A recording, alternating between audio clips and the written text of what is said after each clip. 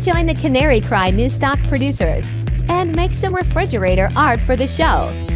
Show your support with your talent at canarycry.party. Your mom will thank you.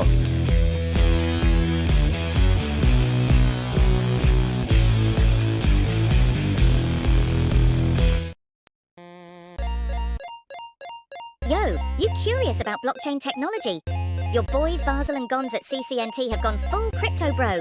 Tune in to your favorite Sigma males and discover the world of blah blah blockchain. Don't miss out, fam. Join the ride and level up your crypto game.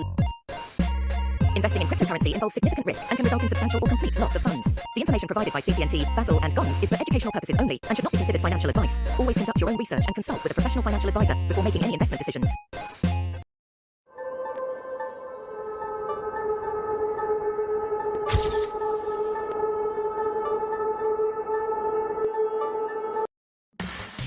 Razzle Dazzle. It's Body by Basil, the new exciting fitness craze that will get you Canary Cry swole in no time at all. Just listen to these quotes from our participants. My muscles are huge. It's all or Nephilim. You'll be an apocalypse warlord in no time. Don't wait. Order today and save 33% for just 4 easy payments of only $33.33. You too can have the body of a googly eye VR headset wearing Nephilim warlord. A new, raw deconstruction of news and analysis. Introducing Canary Cry New Stalk, the new intense fragrance made specifically for thinking outside the cage. From your favorite podcasters, Basil and Gons.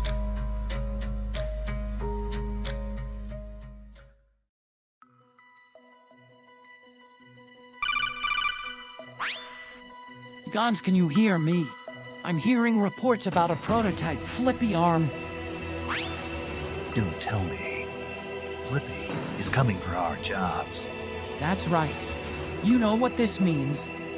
Yeah, it's wake-up time.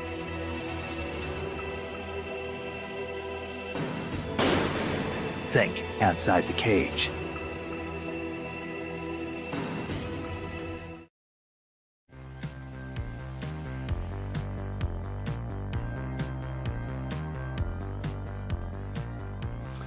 What's going on, everybody? It is I, your best buddy, Basil. We are here at the Canary Cry News Talk. Live stream, pre-stream. Sorry, I'm trying to type something at the same time that I do this. Very difficult in the virtual reality. The VR podcasting is starting to catch on. I see a lot of people looking at it. Folks need to come to the OG VR podcaster. What's up, everybody? We've got Designer Soul, Phenomenal, Beam Me Up, Cavi, 222, Blue Feline, the girl Rebecca, the Racing Heart over on Rumble. Hello, everybody. Who do we got? We got Elio, Ernesta, Rami, Yosef, Malik's here, Psalm 40, Denise. Hello, everybody. Jessica on the YouTube. We got this. We got this. Hello. Here's the fun part, folks. You're here because you probably got a notification this time. We got some messages from people all the time, actually, pretty consistently. Oh no, I didn't get a notification. YouTube didn't tell me. Rumble didn't tell me. I know. They're not going to tell you. They do not want you tuning into this show. They don't want it. So sure, maybe they'll send you some notifications, but we're tiny room, baby. They continue to slowly cut down on the amount of notifications they send out. But you can avoid that by getting on the text message alert program. That's right, the Canary Cry text message alert program will send you a text just before every show, just to let you know we're going live. That's it. We don't take any information. We don't take your name. We don't take anything. It's unmonetizable. It's the purest form of alert you can get. And to get on that, all you got to do is text the word canary to 877-740-3226. Do it right now. Text canary to 877-740-3226. Hundreds and hundreds of people have done it. They continue to sign up. We've got a lot of happy customers over there on the text message alert system. And remember, you can text us back. We cannot carry on a conversation with you, but I read all of them. I read all the text messages. They make me very happy. Thank you, everybody. For instance, somebody just texted back, "Howdy from the Wood family. God bless." Thank you very much, Wood family. Somebody sent another text just now. "Awesome. Kick butt and chew bubble gum." Somebody else says, "Praise the Lord and be blessed, brothers and sisters in Christ." Thank you very much. Somebody sent me a meme that says, "Every day I notice patterns and then I go to bed." Yep, that's the life, folks.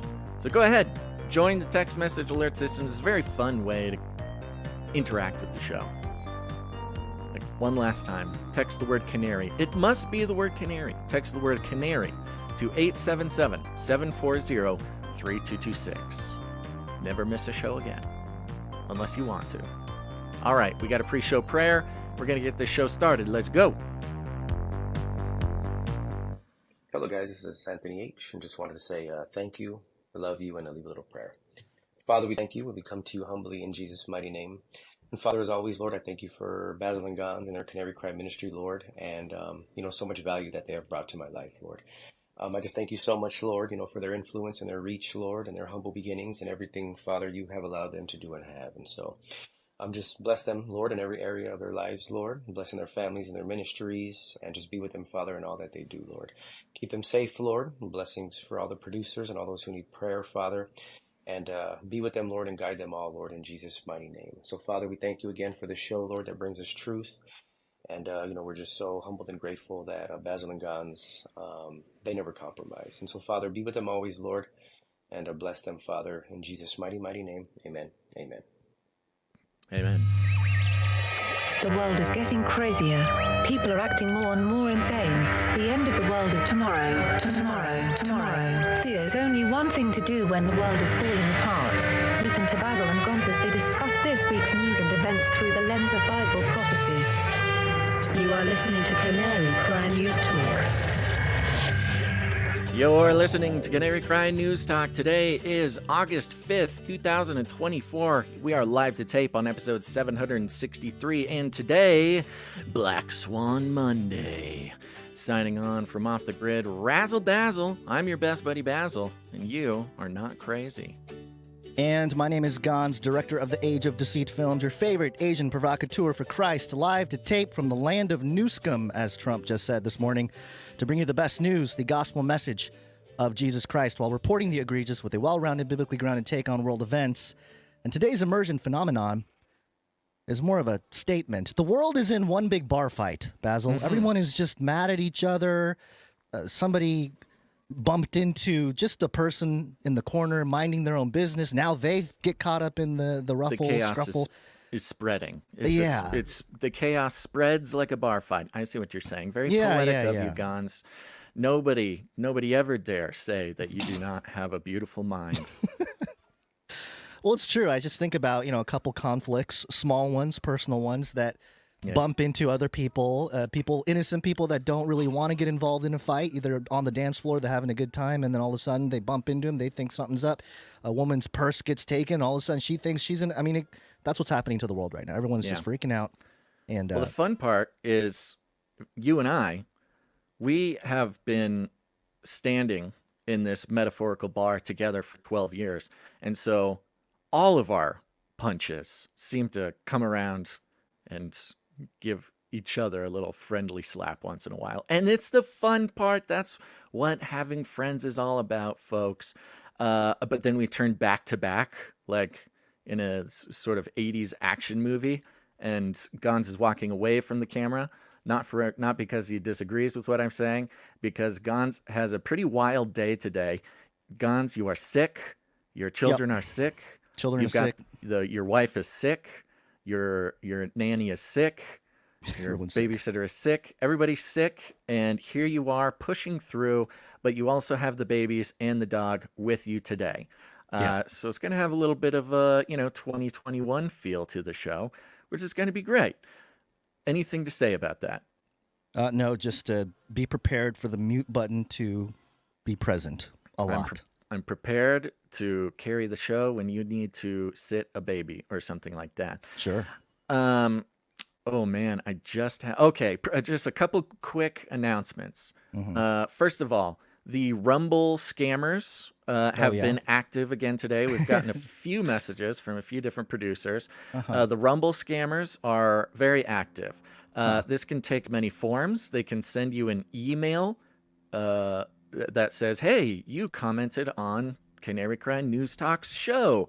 Do you want to buy cryptocurrency?" or something like that. And it'll look real. They have like all the links to Rumble and stuff. Rumble does not do that. Do not answer. Do not click. Just ignore any emails from Rumble about how you whatever commented on a show.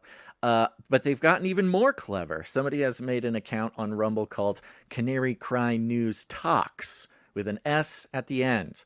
And these people are jumping onto the comment sections of our videos and once again trying to get everybody to purchase cryptocurrency. We will never attempt to get anybody to purchase cryptocurrency. We have no monetization. This is also a big part of the value for value model, which is if you're getting outreach from us somewhere asking for you to buy a product, soliciting something, that it is wrong for so many reasons, and the keen of eye can spot it pretty well.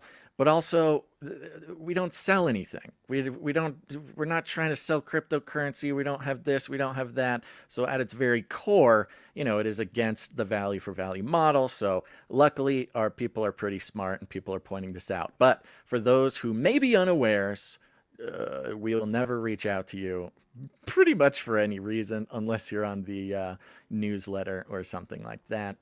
This has been will be very official.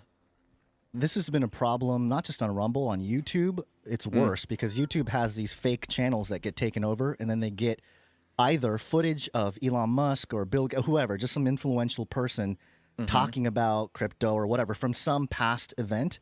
And then, in the description and everything, it says like, "Oh, send your Bitcoin or your crypto here. We'll double it," and all this kind of stuff.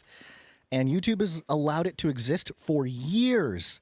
Steve Wozniak, the co-founder of Apple, sued YouTube and was like, "Hey, YouTube, please do something about this." And he lost. The courts chose YouTube. They're like, "I can't really control the content."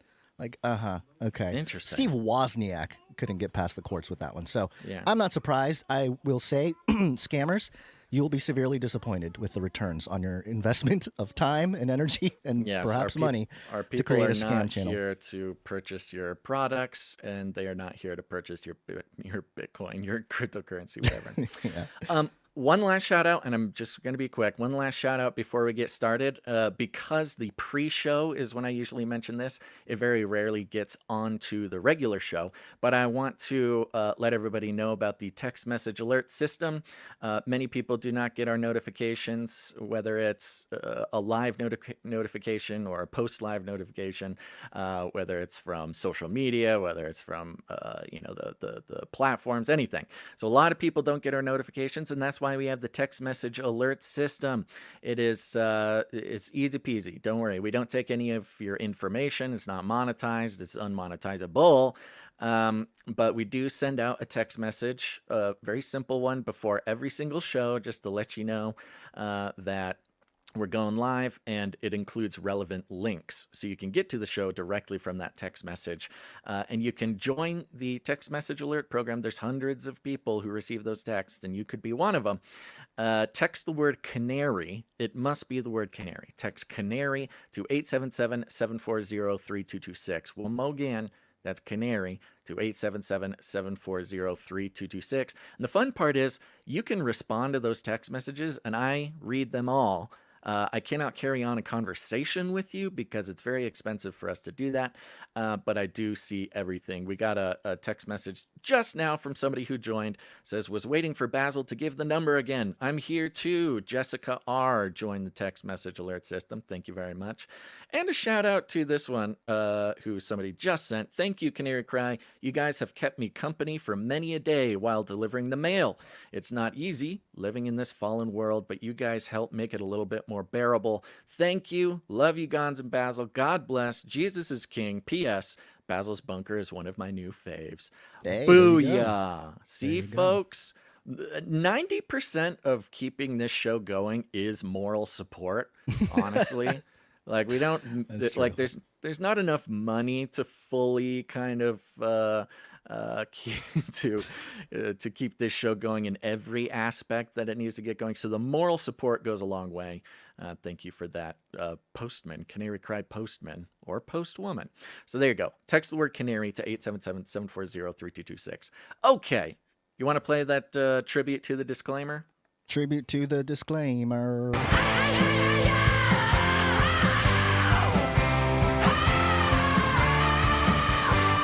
This is not the greatest disclaimer, no. Just a tribute to a message we let go. We're good boys. We're good boys. That's right. We used to have a disclaimer, but it died. Okay, let's... YouTube killed it. YouTube killed that, killed too. our disclaimer. Yeah. All right, let me give you a rundown. Holy smokes. Oh, no, Wait. here's Basil. What? Hold on. Okay. Folks, just a little notification here at the top of the show. Today's format right. is different. Not that different. Most people may not even notice. But just so everybody knows, producers need to know. It's their responsibility to know. We're experimenting with the format. Today is going to see less breaks, and the breaks will be towards the end of the show. And so we're just going to try to pack in as much news as possible all at once. It's just, I don't know. We're on the summer schedule where, we're not doing Friday shows, and AOD4 is about to come out, and we just have this opportunity to kind of experiment. So we're going to be experimenting. And for the real producers out there, let us know what you think about this format. If you even notice, if you like it, if it doesn't even matter to you, let us know all these things. You can email us at canarycryradio@gmail.com or whatever. Tag us, text us, anything like that. Okay, now time for a rundown. Oh, no, here's Basil. Let me bring you up to speed. All right, folks, we're starting out with perhaps the most disturbing sign that it might be the end of the world, and that is a tweet from Jim Cramer. Jim Cramer says it's not the end of the world, so we all know what that means. Then, we'll be covering the weekend in the best we can, but it truly was a turning point for the world. We had the Hamas peace negotiator in Tehran killed by Israel. We've got Israel's response. We've got Netanyahu's. We've got the whole thing, folks. The Middle East is about to explode. And then, of course, today, waking up, Black Monday. We've got, if you haven't noticed, crash in everything. The economy is spiraling. Is it the end? Is it not the end? Why did it happen? Who cares? We'll be going through all that. And then, of course, in the UK over the weekend, the UK riots, the UK Civil War. They're getting their own Civil War talk over there. That's very important. And it's all wrapped up in the responses by the technocrats. We'll be covering some of the technocratic solutions that they are going to use this disaster for, including AI facial recognition, pre-crime, and other stuff as well. Then, at the end of the show, we'll be having a Flippy update and a Nephilim update. Weird, right? Let's give it a go. Gons, let's start with those lead stories. All right, here we go. Just trying to catch my breath. That's a lot of stuff. A lot of things going on. I know. All right, let's see. Gonna kick it off with Joe Biden telling us Armageddon's here. Armageddon's on the way. And how we're in a war. And you shall hear wars and rumors of wars. World War III. We can fight the Third World War down there. Yeah, well, there's something called the reverse Kramer indicator. Basically, Yes. Jim Cramer, who is, what channel is he on? Mad Money on I think CNBC. Was it CNBC? Yes. Yeah. For a long time, I remember Long being time. a kid with Mad Money being on the air, and apparently, he's a super stock expert. But generation after generation finally figured out that he's actually some sort of social engineering psyop, where pretty much the opposite of what this guy says.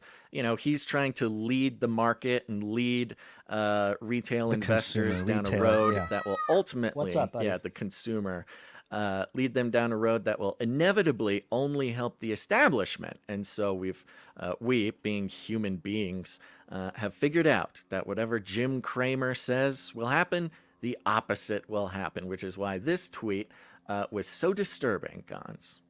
Yeah, so I think it was 2008 or maybe it was 2009. What made him famous, the whole reverse Kramer thing famous, he basically said that, I forget which stock it was, but it's not going to crash. Don't sell. Don't sell. And then Bear Stearns. Bear Stearns? Bear Stearns was the first bank that started the 2008 collapse. Right. And there's a great clip. The clip is going around today. Is it going around today? Grabbed it. Yeah, It's it's going okay. around today. And it's him going, a viewer of Jim Cramer wrote into the show, sent a letter. It was 2008. Email didn't exist. Wrote a letter. Sent the letter. This is for my Gen Zs out there.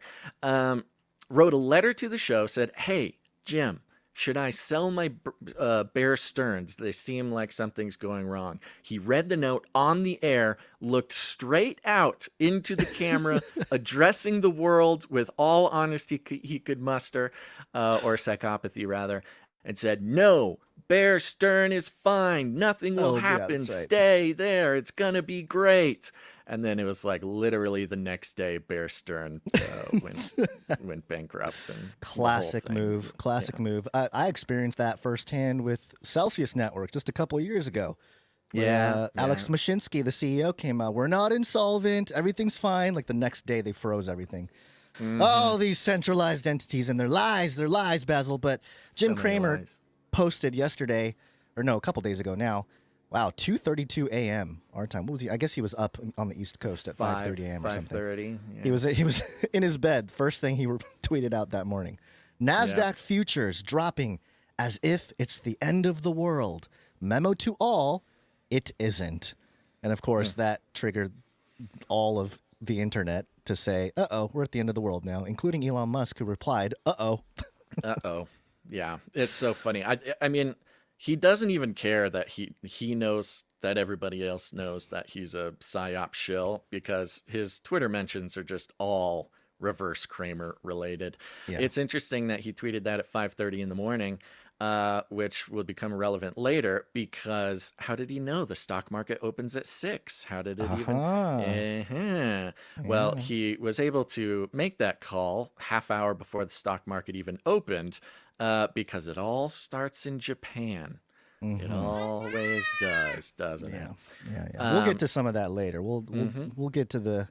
Well, see, here's the thing. Over the weekend, if you woke up this morning, you see all the markets crashing.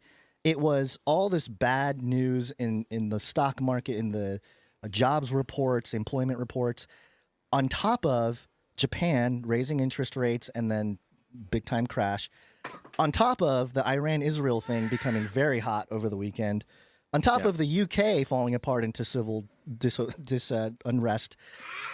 Yep, I know. My son is just really upset about each one of these. Huh, buddy? I know. It's bad, huh? What do you think we need? Jesus. We need Say Jesus, we need, kid. It's the Sunday school answer. Okay.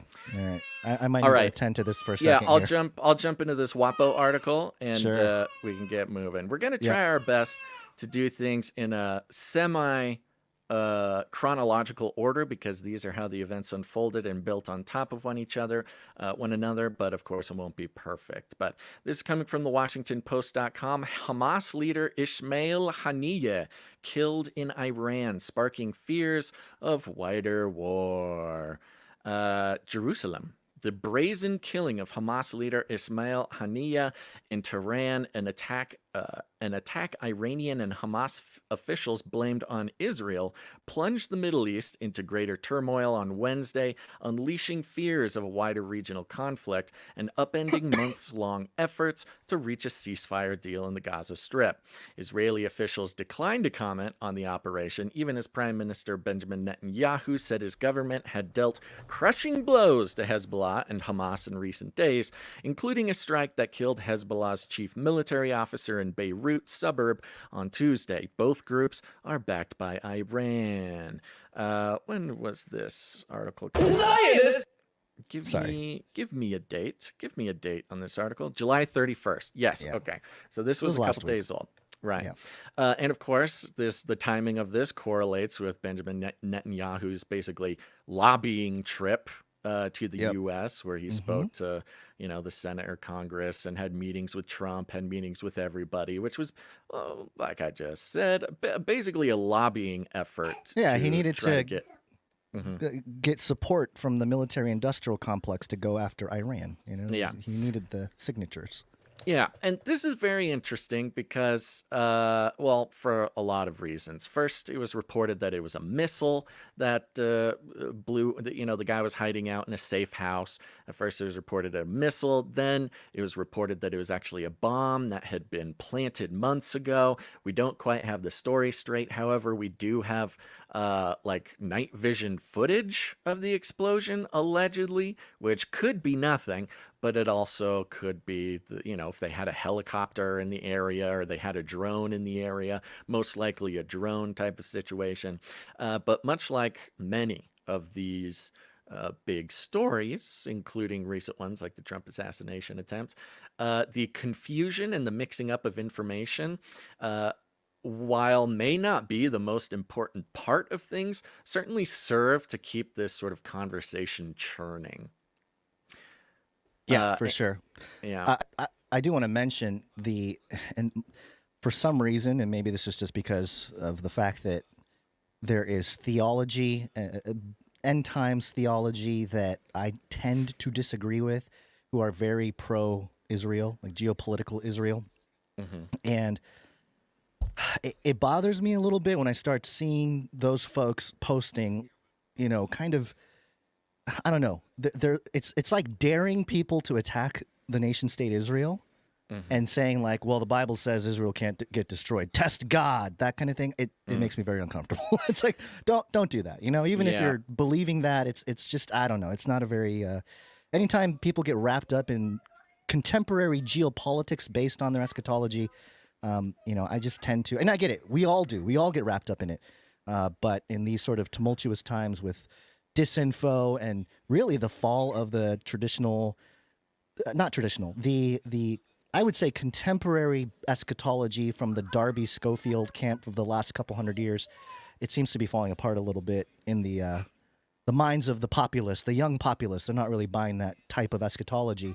Not because it's wrong necessarily, it's just that it doesn't look good with Israel, with the stuff they're doing right now. So. Yeah, well, it's also very interesting. Here's a quote from a senior Hamas official here at the Washington Post. Thank you, Washington Post. Haya, that's the guy, speaking at a news conference in the Iranian capital, accused Israel of striking Lebanon and Iran in order to, quote, set the region on fire. Hamas and its allies don't want a regional war, he said, but the death of Haniya, who played a key role in negotiations to end the Gaza conflict, had sent a clear message, quote, that our only option with this enemy is blood and resistance. Oh, perfect. So, yeah. Remember, Israel is surrounded by 7 enemy nations who have all basically vowed to destroy it, splitting their spreading too thin. Of course, they're already deployed in Gaza. There's some deployment up in Lebanon, which is an issue. And now, threatening to have to deploy over there in Iran as well. It seems pretty rowdy. And yeah, there's been a lot of talk about the biblical aspect of these sorts of things. And I mean, again, we can't deny that God is sovereign over anything. So whatever's happening, God has some sort of plan for it. But it certainly seems like somebody over there is really aching for a really spooky war. Of course, we know this. This has been going on for a while.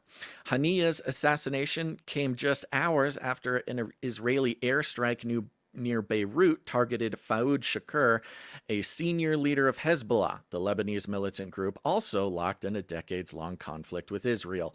Hezbollah confirmed his death on Wednesday. The Israel Defense Force blamed Shakur for a rocket strike in Israel-occupied Golan Heights over the weekend that killed 12 teenagers and children. And this is where they really sort of mention the thing that is impossible to, impossible to ignore. They say here, the cascading events, which came several months after Israel and Iran attacked each other with drones and missiles, threatened to push the region to the brink of all-out conflict, with the Iranian leadership under pressure to respond. Still, the two sides might also exercise restraint. Okay. Israeli analysts said Israel hoped the risk of escalation would be outweighed by the demonstration of its military and intelligence prowess, allowing it to strike within Tehran. Also, it must be noted that the second anybody attacks, puts boots on the ground in Israel, the United States will also be there. In fact, there's been an increase of deployment of U.S. Forces in the area as well. Just in case, Guns. Just in case. You never know. Sorry, I missed most of what you were talking about there. Nope, but no worries. I'm assuming it was about still the and Hamas thing. Yes. So many questions around this. I mean, it seems at first glance to anybody with a couple brain cells to rub together that many people want a war to break out. At times, it seems like Netanyahu wants to be surrounded by enemies and fight everything off because he knows that the U.S. will come to his aid. At times, of course, it seems the U.S. is begging for a war in the Middle East to cover up a decades-long money laundering scheme to the military-industrial complex and to sort of reset the financial or maybe even governmental system of the beast system we live in. And, there's been a long-standing sort of theory, and not just a crazy conspiracy theory, but again, just something that seems to be evident, that between Iran, Israel, and the U.S., it seems like a lot of theater. There's a lot of people who are under the impression, even Iranians, there are Iranians under the impression that the U.S., Israel, and Iran are sort of just playing out this conflict, this perpetual conflict, for the obvious reasons that they would be. Which, I don't know if sort of biblical eschatology is in favor of that, or it would not be in favor of that. I'm sure that you could find ways that would be, that you could go either way, but it certainly seems like it's benefiting all three of the governments, the establishment, the globalized world order, the broader sort of principalities and powers that are trying to make such a drastic change in the world. We're right on schedule for a World War III, not just sort of chronologically, but also, the entire global economic system, the house of cards, is like about to fall. It's guaranteed. It's been happening. It's been slowly. About to fall for a while. It's been but crumbling. We're getting to sort of the point where it needs something to sort of stabilize or at least justify some drastic measures. And if they don't do it, a lot of people expect that it's the only way that anybody at the top could find some stability. They say that in a game of chess, there's the black versus the white pieces, but the people playing the game are usually friends, Gons. That's true. You're right. I think that there's a good setup, a potential good setup here. This is just a thought, an observation, perhaps. Sure. But maybe a lot of people, the world leaders over there in the Middle East, including Netanyahu, including some, Iran, Iraq, they all somewhat like Trump, and they want to get Trump back in office because their trade deals are better with the U.S. when he's in office. Right. So they're like, well, let's stage this. Let's make it really bad for Biden and Harris, to the point where literally we're at World War III. Kamala crash is trending on X, stuff like that, and make it just ugly, the economy crash, and then we can bring in the white savior to save everything. Yeah, I mean, it could definitely go either way. There's a theory where they're trying to take out Trump, trying to set Trump up to a world war. Perhaps if war breaks out, then we don't, we can skip an election, or they know he's going to win and they want him to inherit a world war. Sure. Or perhaps, who knows? The other side of it could be, create maximum amount of tension. Then he wins election and comes in day one, brings peace in the Middle East. Well, it makes kind of sense. In 2020, it was an election year, and they did COVID. It was like March when they pulled off COVID, right? And maybe, I don't know, maybe this was sort of a retaliation for that. It's like, well, you guys pulled off COVID during an election year. Wait till we come to 2024. We'll bust out World War III in the Middle East and make it really hot. Certainly and then Joe and Kamala have to figure things out. You had mentioned how Israel is surrounded, by all these enemies, and that's been a talking point a lot for a lot of Christians who are really into the sort of Hal Lindsey, Darby, Schofield, pre-trib type of doctrine. Because a lot of them are pro-Israel, like pro-geopolitical Israel. I should be very clear about that. But I think it's important, just so everyone is up to speed on some of the worldview, or at least some of the interpretations. At least I have. I don't know where you are with stuff, Basil. But we do have a resource. If you go to canarycrynewstalk.com on any of the show notes, you can go. There's a resource called False Christ. Will the Antichrist claim to be the Jewish Messiah? So if you click on that, it'll take you to the actual document. The whole website, or I'm sorry, the whole book is available to read online now. Chris White made the whole thing available. And there's a chapter called The Wars of Antichrist. And it talks about Daniel 11 and the wars of Antichrist, where he comes in and basically wipes out all the enemies of Israel. And Revelation 13 talking about how he's this beast and its head is so powerful, who can war against it, that kind of thing. And it also addresses the god of fortresses, which I've talked about how maybe that's AI. That's sort of a deity type of thing that the fathers knew not, but is helpful to the fortress. Some kind of, I don't know, cyber / physical, lasers and stuff, fortress. So I don't know. These are things that are a little wild and speculative at the moment. But it's one of those things where you read it and you go, wow, like the tensions in the Middle East. And it's really, the reason why I bring it up is not because I want to say, my interpretation's right and those people over there are wrong.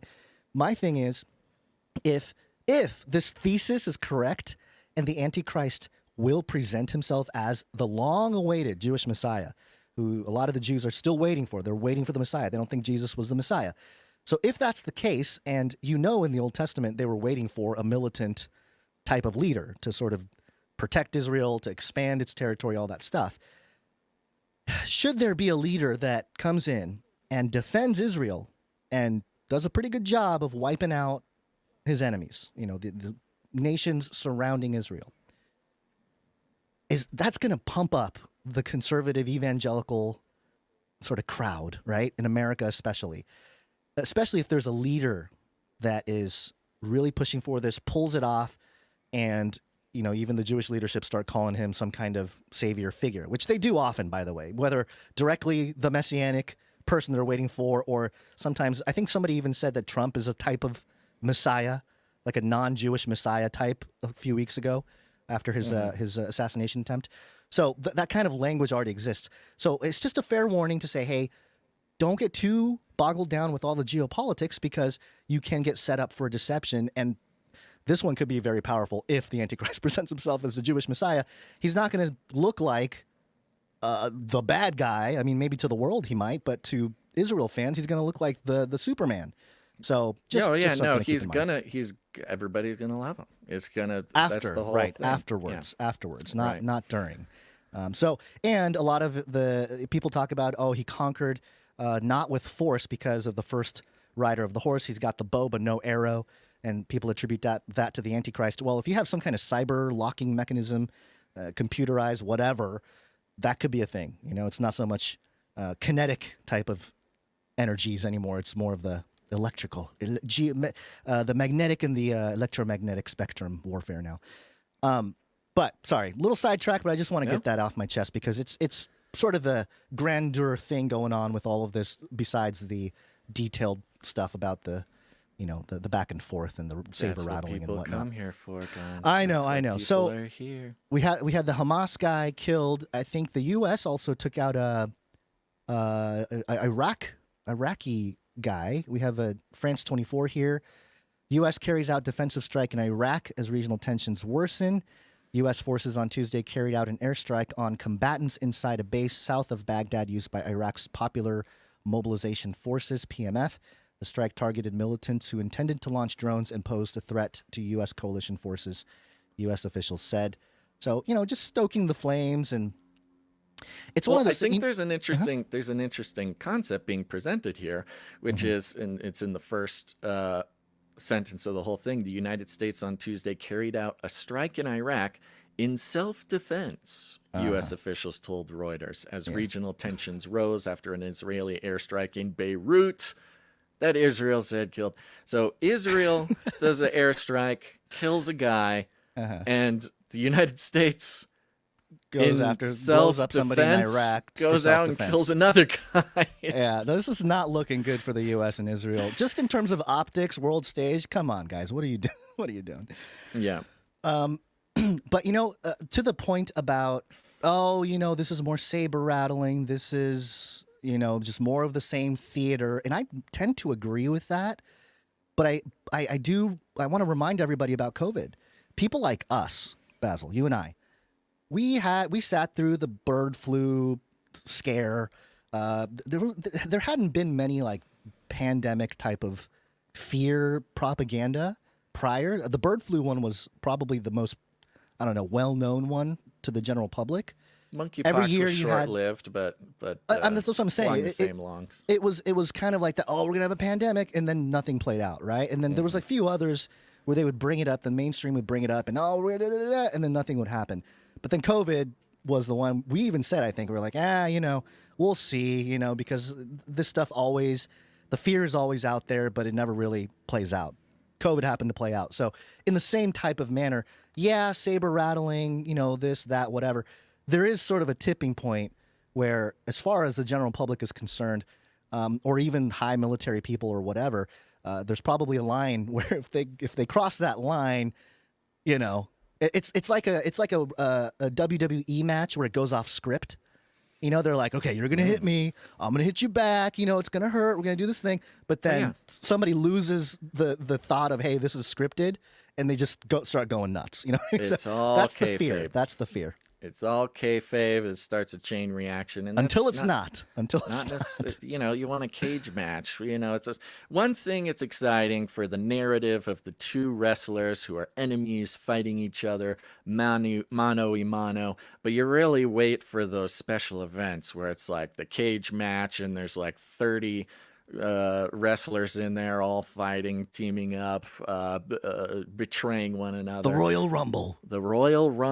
Yeah, where we are moving from the regular wrestling match into the Royal Rumble. I remember that. I was pumped for that when I was a kid. Oh, it was the so best. Excited. It was the best. This is part of the saber rattling. This is why we know that this is, again, just following the same script over and over again. This is Fox News. Israel prepares for Iran attack amid warnings that regime is close to having nuclear weapons. Unnerving, of course, quote. Yeah. As always. You got Lindsey Graham being quoted there. Yeah, Lindsey Graham gave a little thing, as he likes to do, and scare everybody about Iran. They want war with Iran so badly. So badly, they've been working towards it. They hated Trump for making, for not leading us into war with Iran. Of course, we could go into the Wesley Clark 7. We could do the whole thing. But they want it so very, very badly. And Netanyahu seems to be in on it as well. This is coming from Time Magazine. The headline, Netanyahu wants to drag America into a war. Surprise, surprise. There's little doubt that Israel was behind the audacious assassination of Hamas's hostage deal negotiator. So that was a big part of this is the different news outlets are calling this Hamas guy different things. Some people are saying he's the political leader of Hamas.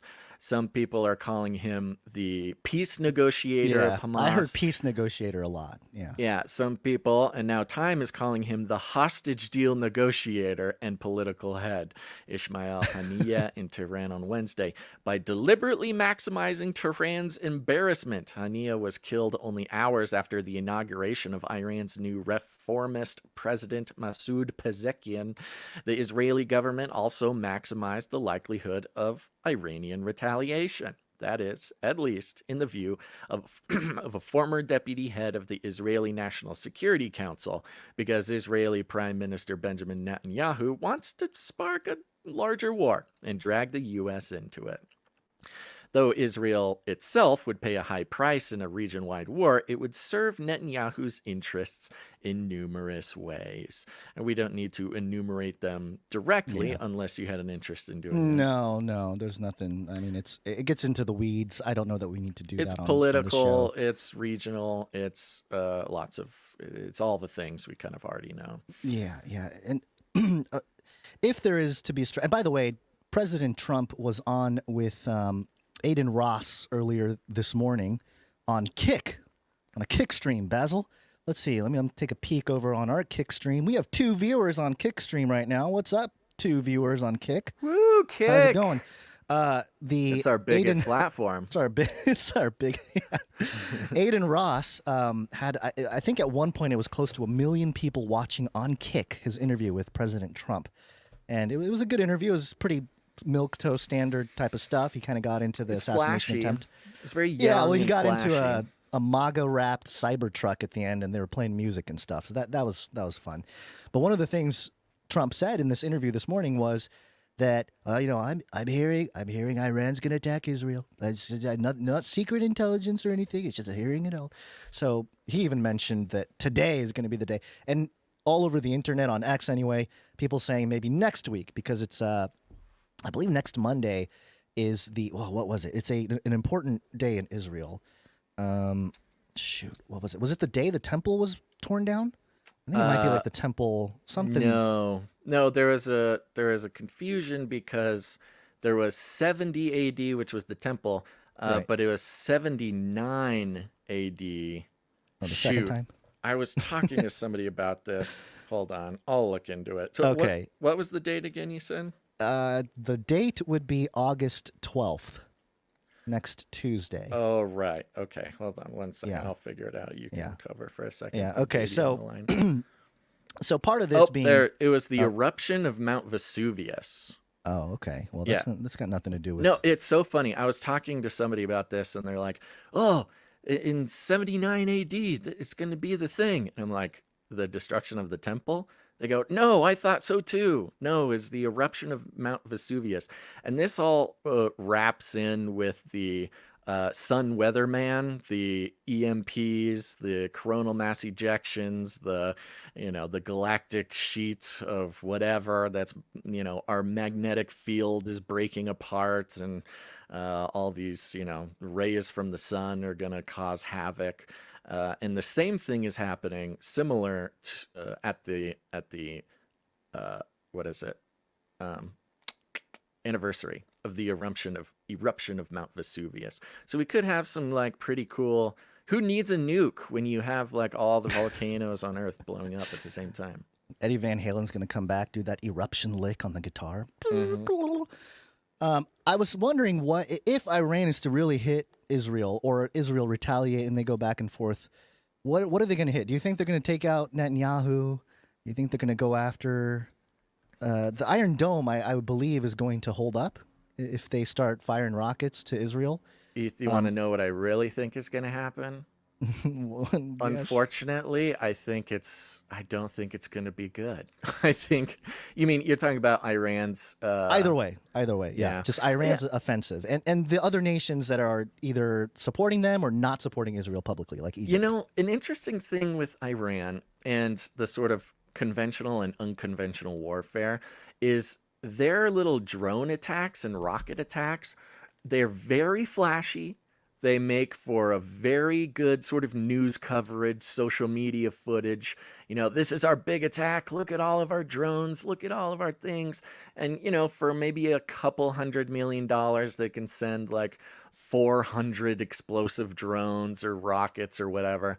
And then the US and Israel have to pay like $4 billion in Iron Dome expenses. Yeah. So they can just sit here and do this little, these little attacks, say they got back, say that was their retaliation, spend almost no money on these little attacks, but really drain the Israeli and, American pocketbook as if we didn't have an unlimited money printer that we could just do this whenever we want. A lot of people are waking up to the corruption of the world, and it happens in waves. And we're at a point now where a lot, like, normie level understanding of the world is suspicious of everything, right? That's become like the normie standard almost. Right.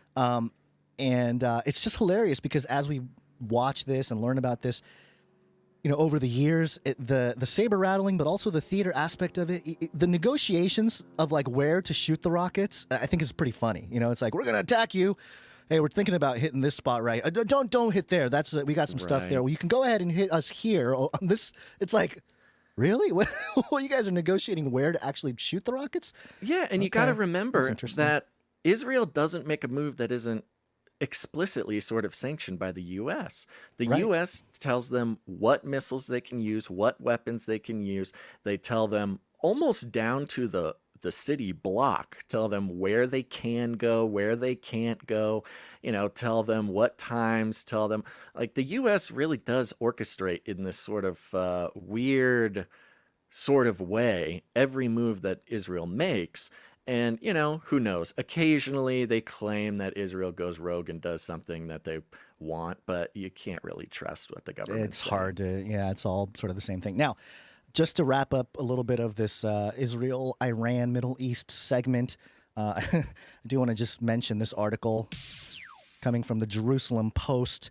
And the headline is, "Even the cockroaches won't survive. Experts discuss Hezbollah's new EMP weapon." Woo!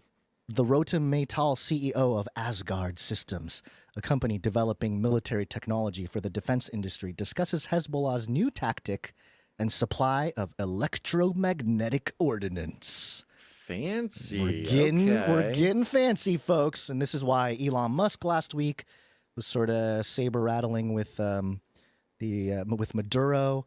Telling him he's got lasers in space and stuff like that. Like, dude, are you threatening the president of what is it? I'm sorry, I've just lost my Venezuela with space lasers. Is that what happened on X? Interesting. It says here the Kuwait newspaper Al Jarida reported that Iran has supplied Hezbollah and other Iranian proxy forces with electromagnetic ordnance, which can disable communication systems and shut down radars. Rotem Maytal, CEO of Asgard Systems, a company developing military technology for the defense industry, and the initiator of the 30U30 in defense competition for 2024, discussed the issue. Interesting. 30U30. 30U30. Well, there's a 33 in there. Yeah, and it goes into some electromagnetic ordnance and that sort of thing. And I don't know, if Iran's getting it, then that means that the real people have some pretty crazy weapons that they haven't unleashed yet. Well, not even Iran. It's Hezbollah. It's Hezbollah. the non-state actor. I do like how they kind of describe this. First, what is electromagnetic ordnance? Quote, describing electromagnetic ordnance is like talking about something no one has ever seen, but everyone understands exists and is present in reality. What? It's so like, whoa, okay. You mean that lasers? Makes me question. Yeah, it makes me question, like, wait a second. So is it real or is it not real? Because it's like talking about ghosts or something to these people. Like, hey, look, describing ghosts is like talking about something no one has ever seen, but everyone understands exists in present reality. In our case, on the geopolitical and military chessboard of the Middle East, in essence, imagine lightning striking the building you live in, not hitting a lightning rod or antenna, but the entire building, causing all the electrical panels, water heaters, water and electrical systems, household appliances, computers, television systems, and even life-saving medical systems to stop working. It's like a power outage, but in this case, the systems can also burn out from the inside like an electrical short. Where is the threat aimed? Quote, I suspect the threat is more focused on bases, strategic facilities, desalination systems, and Israeli power grid. However, it's impossible to say precisely, as such a weapon has never been used in history. So there are no sources or references to learn from. What? Never in so history? Hezbollah, the thing here is they're saying Hezbollah has this weapon that nobody's seen. Everybody's heard of it. Nobody's seen. We don't know what it looks like. We don't know, blah blah blah. But yeah, they have it, and it's really spooky. Okay, sure. I mean, I'm not saying they don't exist, but this is the craziest reporting on anything I've ever heard. One notable thing where Iran really has succeeded in the past, or at least we have been allowed to think Iran has succeeded in the past, is cyber terrorism. Yeah. This is something that if they try to go after, it says here that they might go after the Israeli power grid, but if they do, and they take out some Israeli infrastructure in that way, a lot of software, Israel is one of these tech boom type of locations. They're sort of the Silicon Valley in the Middle East, right? So they help facilitate a lot of software and things all over the world, especially in the West. So if they take out that Israeli power grid, it's possible that it affects everybody in the West who has it, kind of like how the Microsoft thing affected a whole bunch of companies, or the CrowdStrike situation affected a bunch of people. Similar things could happen. So that could be a strategic move for. But also, this is like a setup. When they do that, they'll just blame Hezbollah and Iran because they got the weapons now. They got the weapons to shut everything down. It's like the Russian, election interference stuff. Same thing. At the end of this, it's just very interesting. Now we're talking about the PSYOP, the social engineering thing of this. They're saying we've never seen it. We know it, everybody knows it exists, but it's never been displayed. It's never been used in the history of mankind, but it's really there and it's really dangerous. And they end with, quote, think of the analogy from the 1960s, which describes that in a nuclear explosion, only the cockroaches would survive. In the same vein, in an electromagnetic attack, the cockroaches, a nickname for electronic components in electrical circuits, will not survive this time. I was reading the headline being like, wait, how would the cockroaches not survive in an EMP? This makes no sense. The metaphorical cockroaches. Exactly. The whole thing is just sort of poetry. It will affect all of us in our daily lives and emergency preparedness, like in a poker game when someone raises a bet on the table. Everyone stops everything and looks him in the eye to understand his next move or whether he is bluffing. I think we need to look them in the eye.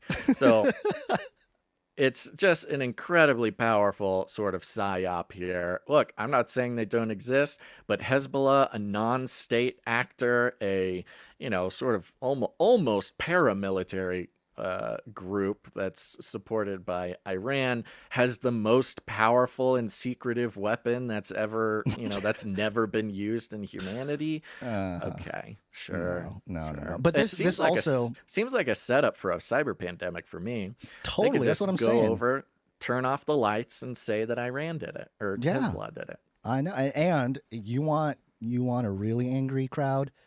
It's the woke, sort of LGBT crowd. They're pretty big in Israel, taking out their electricity. Oh man. Well, yeah. You want people in the streets going crazy. It reminds me of the Bush era weapons of mass destruction in Iraq. Oh yeah. But there's a lot of Bush Jr. references happening recently. Bush Jr. was very entertaining. Is there? Yeah, there is. Yeah. We miss the guy. We love the guy. The liberals love that guy now. Yeah, there was the, what did I say? There's something, I think Mel from Truth Stream was talking about how they do the same sort of, problem, reaction, solution. They're probably going to have some kind of solution to all the turmoil going on. And I responded with the Bush Jr. press conference where he messed up the "fool me once, fool me twice"? Have you seen that before, Basil? Yeah, of course. It's a classic. Fool me once, don't fool me again, or whatever he said. Fool totally me botched once, shame on me. Fool me twice. Well, you can't fool me twice. You can't fool me again, or whatever he said. So, Yeah. Anyway, good stuff. So that the unrest, the uncertainty in the Middle East, that's been a problem for a long time. It's a useful tool, I think, to control global markets, or at least one of the useful tools. But it seems like a whole bunch of stuff happened over the weekend. And so Iran, Israel, that's one thing. And that could affect the markets. Although we've had tensions there before and not affect the markets. So who knows? But let's move on to a little bit of money stuff here because, things are crashing.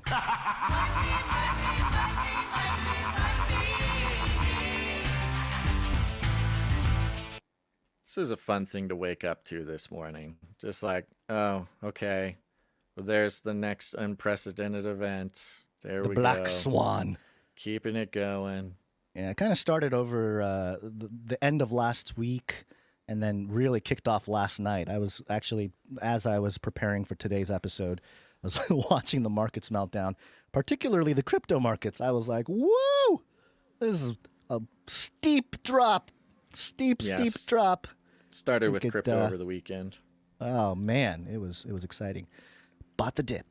Okay, so this is coming from MarketWatch.com. This was published on the 3rd, which was last Saturday. And the headline, a closely tracked recession indicator, the SAM rule, has now been triggered.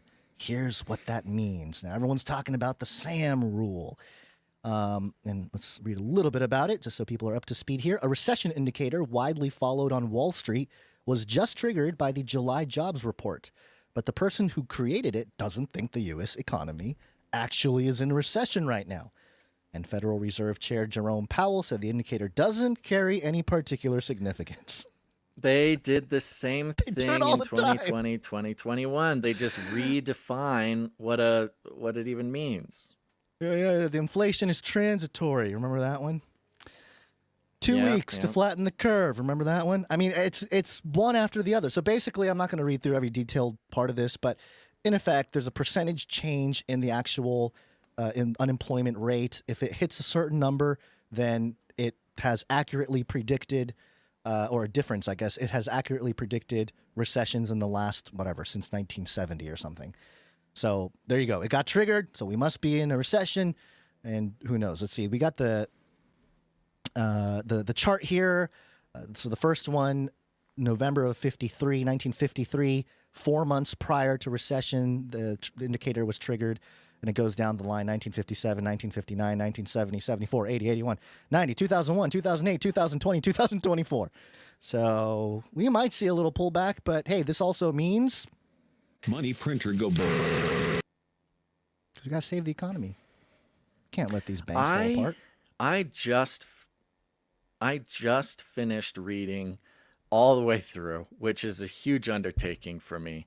Read the actual paper book, Secrets of the Temple, which you've been is reading a that book for a that while. came out in the 80s. Yeah. I know it took it's just so, it's so dense and it's so heavy, but I've just finished it. And it really is this incredibly well-researched walkthrough of the Federal Reserve from its inception to the 1987 crash or something like that, whenever it was. And I mean, you're learning about every single person on the board. You're talking about day by day the history of the Federal Reserve. And, I got it because of the thesis of the book is that the Federal Reserve is acting as a modern version of the ancient temple, where decisions are made, things are happening, the powers that be are sort of interacting with God on behalf of the people, and it's this very interesting sort of occult principle of modern money and mammon and stuff like that. They tricked me because this thesis, which is really fascinating and aligns with like a lot of what I I'm very interested in, was just about 3 paragraphs. And the book is almost 800 pages. And so you're really going through an excruciating walkthrough, but certainly understand the Federal Reserve on a much, much more specific detail. Where were we going with this? Just the markets. You were talking about the secrets of the temple. I was the Sam rule. I think, yeah, okay, gotcha. Yes, the Sam rule. There's I was gonna actually bring this up in the context of the Japan breakdown of what's going on here. Yeah, we can do that real quick here. Yeah, just real quick. So there's so many things at play here. And I think that's kind of part of the strategy is there's so many things at play that it's hard to, and I think this is maybe on purpose, it's hard to nail down exactly what causes what. But considering the Jim Cramer 530 tweet, and a little bit of the history of recent economics in Japan, where they had 0% interest rates, which means you could borrow, you mostly meaning the banks could borrow as much money as they wanted and not pay interest, not have to pay a fee whatsoever to borrow that money. Yeah. Right. So what they've been doing very heavily is they borrow money from their central sort of reserve bank at 0 interest, and then they purchase other currencies. And, they're basically for free getting to play this game where you work with fake money that means nothing, and then you're purchasing, your investments are paper. They're fake nothing that does anything. And so there's no money going in to actually generate an economy. There's no money going into creating goods, building factories, actually helping the economy whatsoever. And this was a huge breakdown of the book of Secrets of the Temple, which is, this is really the mechanism by which these empires fall, is low interest rates, lots of money just getting thrown out into the streets. This was actually part of the reason for the 2020 stimulus, the trillions of dollars for COVID as well. This was very specifically a Federal Reserve play to keep the economy going when there was no economy to speak of. And so Japan has been borrowing for a long time, for like a decade or more, money at 0% interest rate. Then they purchase other currencies and they make money on either interest rates of other currencies and different financial instruments. And so that's why they just recently, Japan decided, okay, this is getting a little out of hand. We're creating an economy of nothing. No, there's no actual. We will raise the interest rates first time. There's no in 40 years. There's good no idea. Human or societal benefit to this whatsoever. So they raised interest rates to 0.25%. Which is still effectively nothing. It's the lowest. It's like the smallest increment that they usually do is the 0.25. It's like the lowest possible interest rate you could do. But the problem was billions and billions and trillions of dollars of Japanese yen, rather, which were borrowed with 0 interest rate, were invested in absolutely nothing, which you can make money on almost anything if you're not paying any interest rate. But the second they decided to raise the interest rate, it collapsed this entire house of cards in Japan. And basically this happened over the weekend. And that's why Monday morning at 5:30, when the Japanese markets had gotten a little bit of time to move, the Japanese banks had basically pulled out of everything. They had so much deficit they had to make up for because of the 0.25 interest rate that, in a sense, Japan may have been like the single trigger to the whole thing. The war might not have anything to do with it. Nothing might have to do with anything,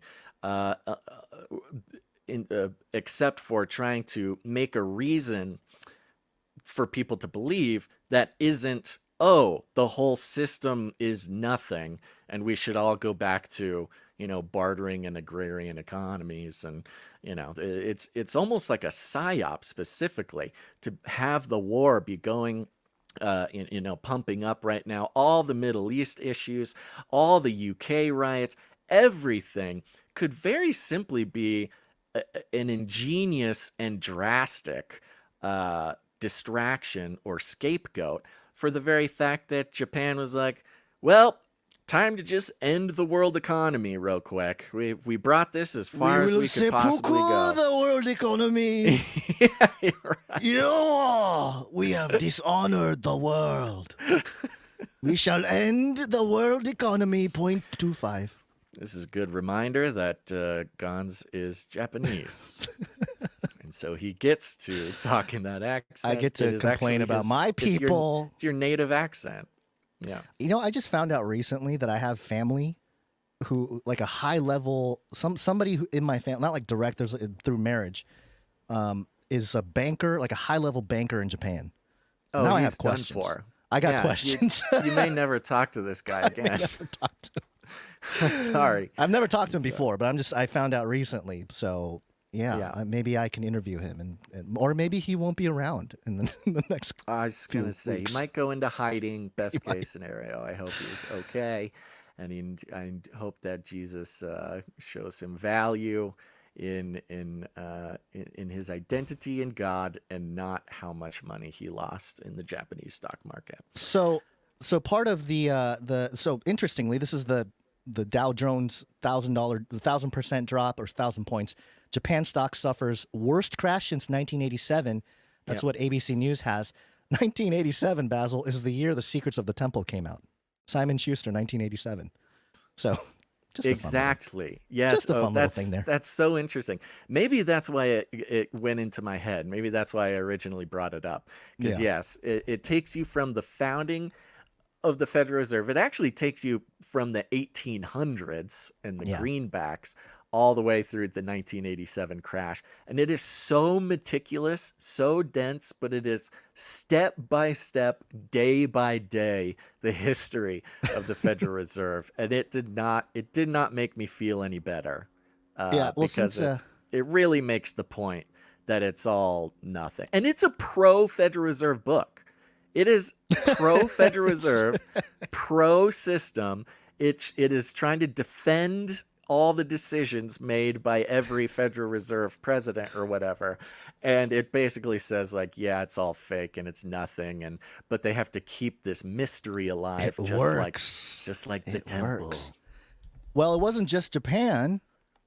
Taiwan, Bloomberg, TSMC drags down Taiwan as index suffers worst day in 57 years. Oh, that's the chip maker. It's the chip maker. So it's hitting everybody. See, I think this might be the reset, Basil. This might be it right here. Totally. So I don't know. We'll see. But yeah, it's crashing everything. The CNBC also had 1 trillion wipeout market route punishes mega cap tech. I think this was, let's see, it was this morning. I think it's up to 2 trillion now or close to 2 trillion. Yeah, and it's almost entirely tech stocks too. It's entirely tech stocks. Yeah, you know who had the memo? Yeah, I do. You do know. Yeah. Who was it? Tell us. Warren Buffett. Oh, Warren Buffett. Yeah. Oh, boo. CNBC. Warren Buffett's Berkshire Hathaway sold nearly half its stake in Apple. Warren Buffett's Berkshire Hathaway dumped nearly half of its gigantic Apple stake last quarter in a surprising move for the famously long-term focused investor. Now you might think, hey, well, he did it last quarter, so what does that have to do with now? Yeah, he's been dumping for a while. The reporting just came out. Yeah. He's been dumping for a while, and this stuff, it does not get reported immediately. He has to, they do their like filings on a quarterly basis. And basically this filing just came out, which means the public or anybody else would have no way of knowing until it's too late. I believe the reporting came out over the weekend. So yeah, it was Saturday. The news of Warren Buffett dumping all of his tech stocks comes out Saturday, and people are just sitting there for 2 days knowing what's about to happen on Monday. The Omaha-based conglomerate disclosed in its earnings filing that it's holding in that its holding in the iPhone maker was valued at $84.2 billion at the end of the second quarter, suggesting that the Oracle of Omaha offloaded a little bit more than 49% of the tech stake. Even after the selling, Apple remains the largest stock stake by far for Berkshire. The Apple share sale comes amid a broader pattern of selling by Buffett in the second quarter of Berkshire, unloaded more than $75 billion in equities in the period, raising the conglomerate's cash fortress to a record $277 billion. And this is the most fascinating bit about the reporting. The reporting of this is great because basically Berkshire Hathaway signaled the end of the fun run for tech stocks, but you're getting this sort of positive spin on everything, meaning, oh, they have all this cash now, a fortress of cash. Isn't that incredible? Newsweek had a headline, Warren Buffett's growing cash stockpile sparks stock market fears. This very, it's almost sort of magical in the way that they are spinning this narrative, spinning this story of, investment magician wizard man collapses stock market, but putting it in this, market positive way of, wow, Warren Buffett has all this cash. Isn't that great? He needs to produce a show is what he needs to do. I had to step away for a second. Just sorry. Okay. Good. No need to apologize, Big Daddy. Yeah. And so so this was obviously, and this is kind of such a shame about the quarterly reporting, because anybody, if you're not plugged in, it is not just too late for you to do anything about it.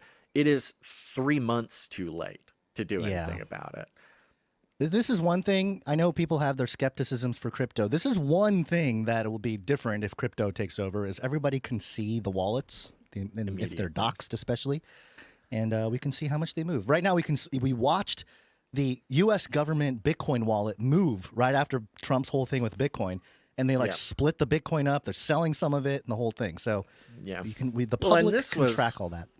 This was kind of the first, I think, sign to crypto people, which was the Bitcoin crash of over the weekend, which was very suspicious and did not seem to have a reason, except for it was just a sign that all the institutional money people were like, oh, Warren Buffett has a fortress of cash? I should probably get a fortress of cash too.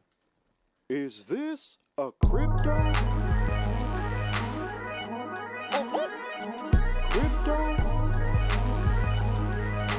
I look like I know what a crypto is. Blockchain. And just a real quick comment. This fortress of cash idea. I mean, you could talk about God of fortresses and mammon and all this biblical references to it. But just as an example of what this means, when cash becomes more valuable than investments, it is generally considered that holding cash, especially $277 billion worth of cash, is the absolute stupidest thing you could possibly do, because the dollar's value just continues to go down. It never goes up. The purchasing power continues to evaporate. Right. And so to hold $277 billion in cash would widely be considered a disaster, just the stupidest thing you can do, except when the whole system is getting rebooted, in which case everything besides cash becomes absolutely worthless. You know what's funny? Guys like Warren Buffett, they can do the sell-off. They can be sitting on a pile of cash, and then when the news comes out like this and everything dumps, they can buy because they're liquid. They have some dry powder. They can dump into the blood on the streets, buy everything up, and then when it goes back up, boom, we turned our $277 billion into $1 trillion. Yeah. That's how it works. And it's really not fair. It truly is not fair. But hey, that's the way of the world. Nobody said it was going to be fair. So this is another CNBC headline here. And it says crypto sell-off wipes out $367 billion in value as Bitcoin and Ether plunge. And actually, this was This was from August 4th, which was yesterday. Now I think the liquidation is over $1 billion. It's like 1.2 billion. And just as a side note too, the entire market crashed a little over 1 trillion, like 1.5 trillion or something. The entire crypto market is like 2.5 trillion. So yeah, keeping that in mind, it's a tiny little baby compared to world markets. So it is a leading indicator though, and crypto's recovering. So we'll see. Maybe Warren Buffett changed his tune on Bitcoin. Now he's buying some Bitcoin. Yeah. Like Trump. Among the other things going on in the world, the UK. Oh, the UK is absolutely exploding. It's absolutely crazy. Let me do the New World Order thing here. A new world order. A new world order. New world order. They're responsible for a lot of it. Maybe a little Build Back Better too. Build back better. Yeah. Build back better. Build back better. We will build Babylon better. This time, a new world order. So we've been following, and anybody paying attention is aware of this. The issues going on in the UK in regards to immigration, two-tier policing, war against the middle class, the just enormous amount of immigration, specifically from Muslim countries, being brought in and put up in hotels, much like what's going on in the US, but happening much more drastically over in the UK. Something like, by some numbers, I'm gonna take these numbers just off the top of my head, so feel free to fact check me, but I believe it's something like there's 60 million people like in all of the UK, and in the recent sort of surge in the past few years of immigration, they accepted 18 million immigrants. And so you've got like a third coming up on a third. Coming up on 20%. Oh, sorry. Yeah, coming up on 30% of the entire population are newly transplanted immigrants, which, you know, it causes all sorts of problems. There's housing issues. Hotels across the country, across the UK, are basically just boarding houses now for immigrants. Of course, in the sort of semi-socialist system that they have there, the healthcare system is collapsing, the dental system is collapsing, the social security net, whatever it is collapsing. Most of these immigrants are not working, but they're receiving government benefits.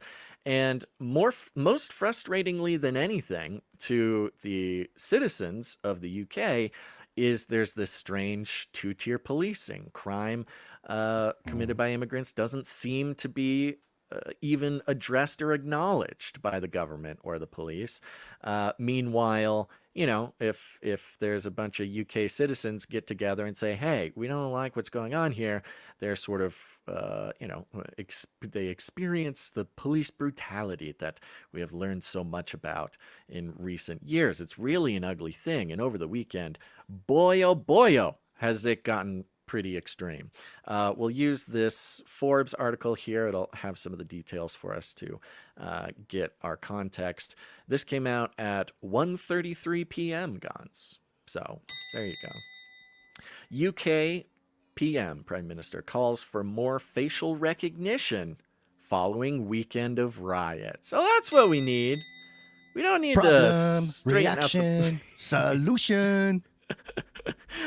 That's good. This is a nice little jingle. Problem, reaction, solution, following far-right disorder. Oh, and this is the great part. It's all, they're just saying it's all far-right. Far-right disorder? What? Yeah. What is I this? can't go into it. There's so much more disorder? to this. Oh, yes, okay. They're calling everything far-right. They're blaming it on a group that hasn't existed for a decade.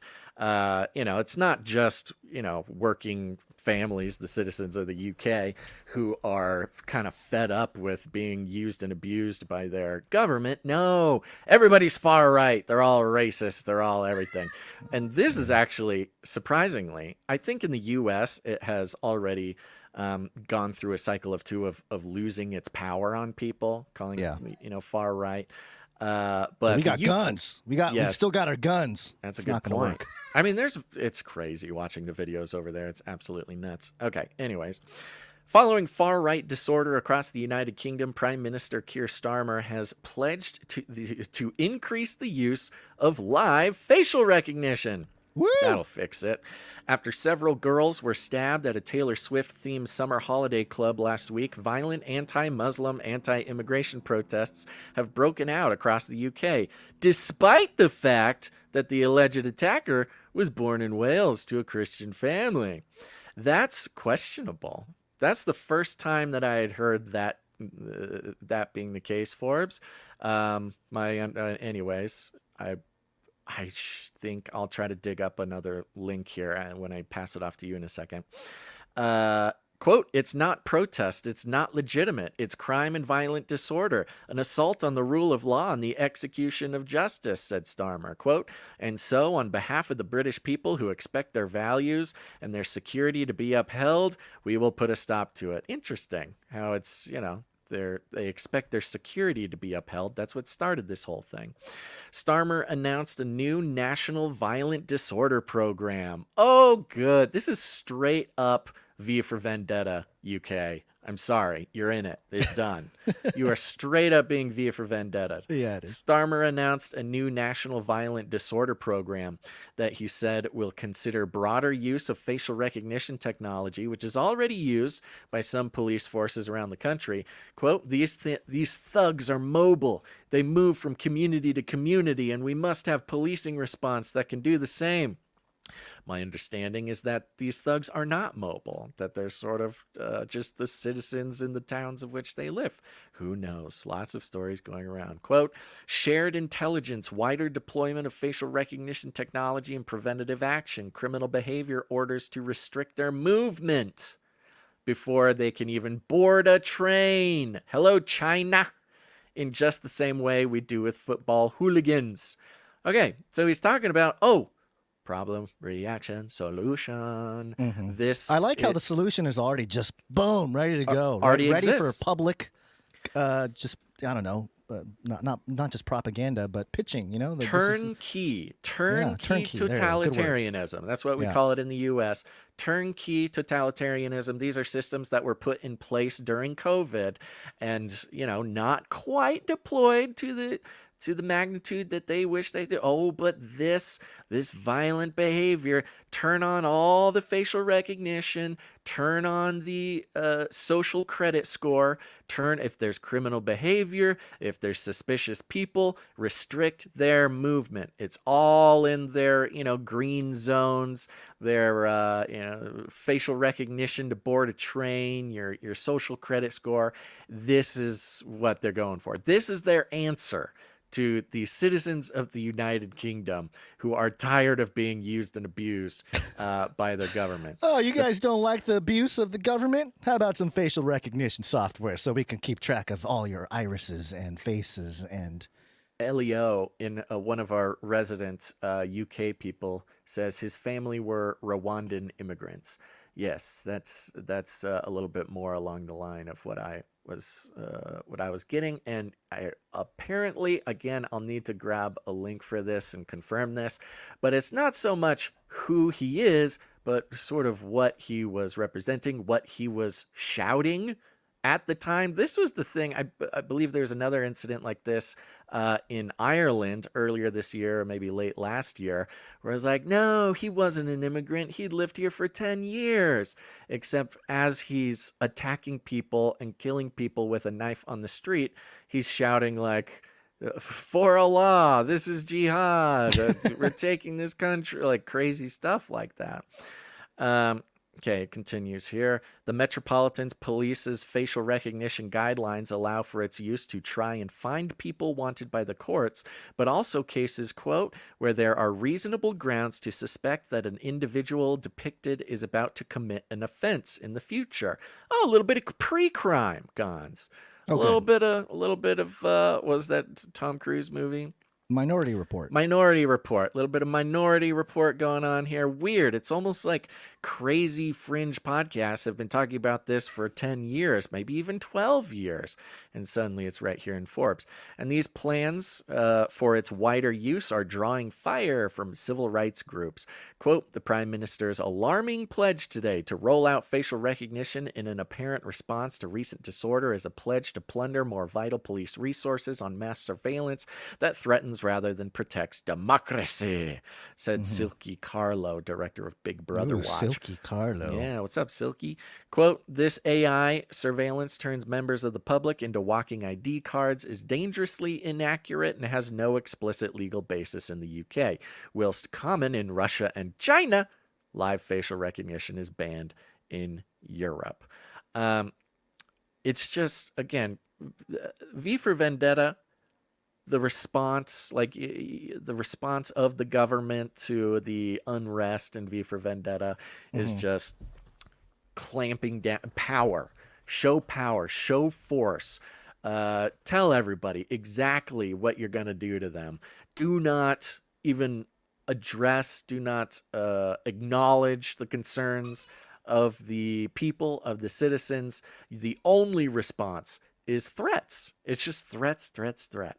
And it's really scary, in my opinion. I mean, I don't know. I was looking at making plans to go see what's going on over there, but it's really disturbing. Let's see here. Oh, before you, I was just going to mention that quote from the Prime Minister there, and talking about, he mentioned rule of law, an assault on the rule of law and the execution of justice. Yeah. And of which there has been no execution of justice. There's been no execution of justice, nor has there been any rule of law in this.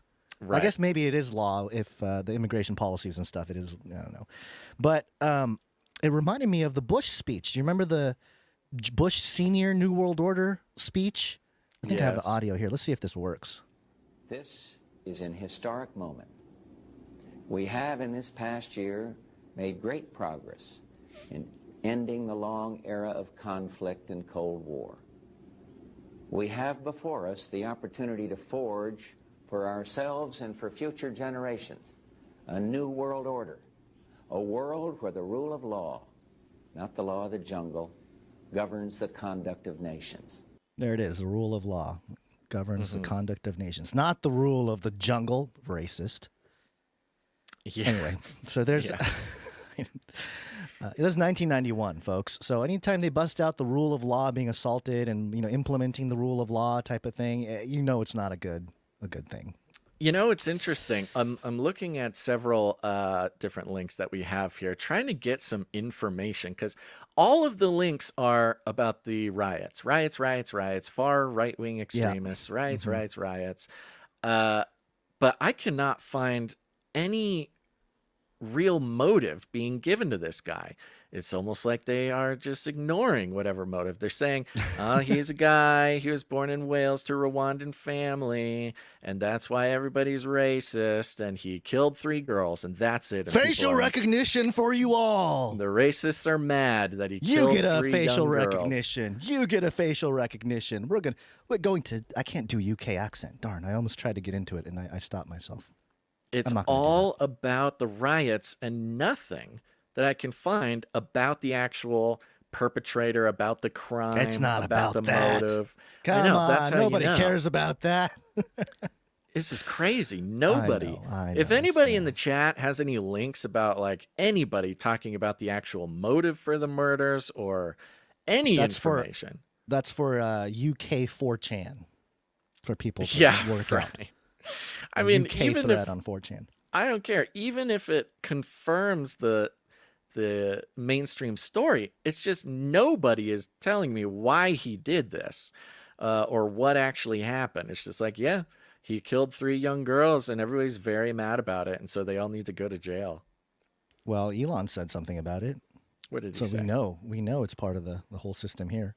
Elon is being reported on Bloomberg. UK says Musk's civil war is inevitable post is unjustified. Get used to it, UK. Good Welcome move. to the club. You know what's weird, though? Have you noticed how much Elon starts stuff with other like leaders of nations and stuff. He is a neo-god king sort of network state president already. Yes. No, he's already threatening all these different nations if they're not in the right side of history or whatever.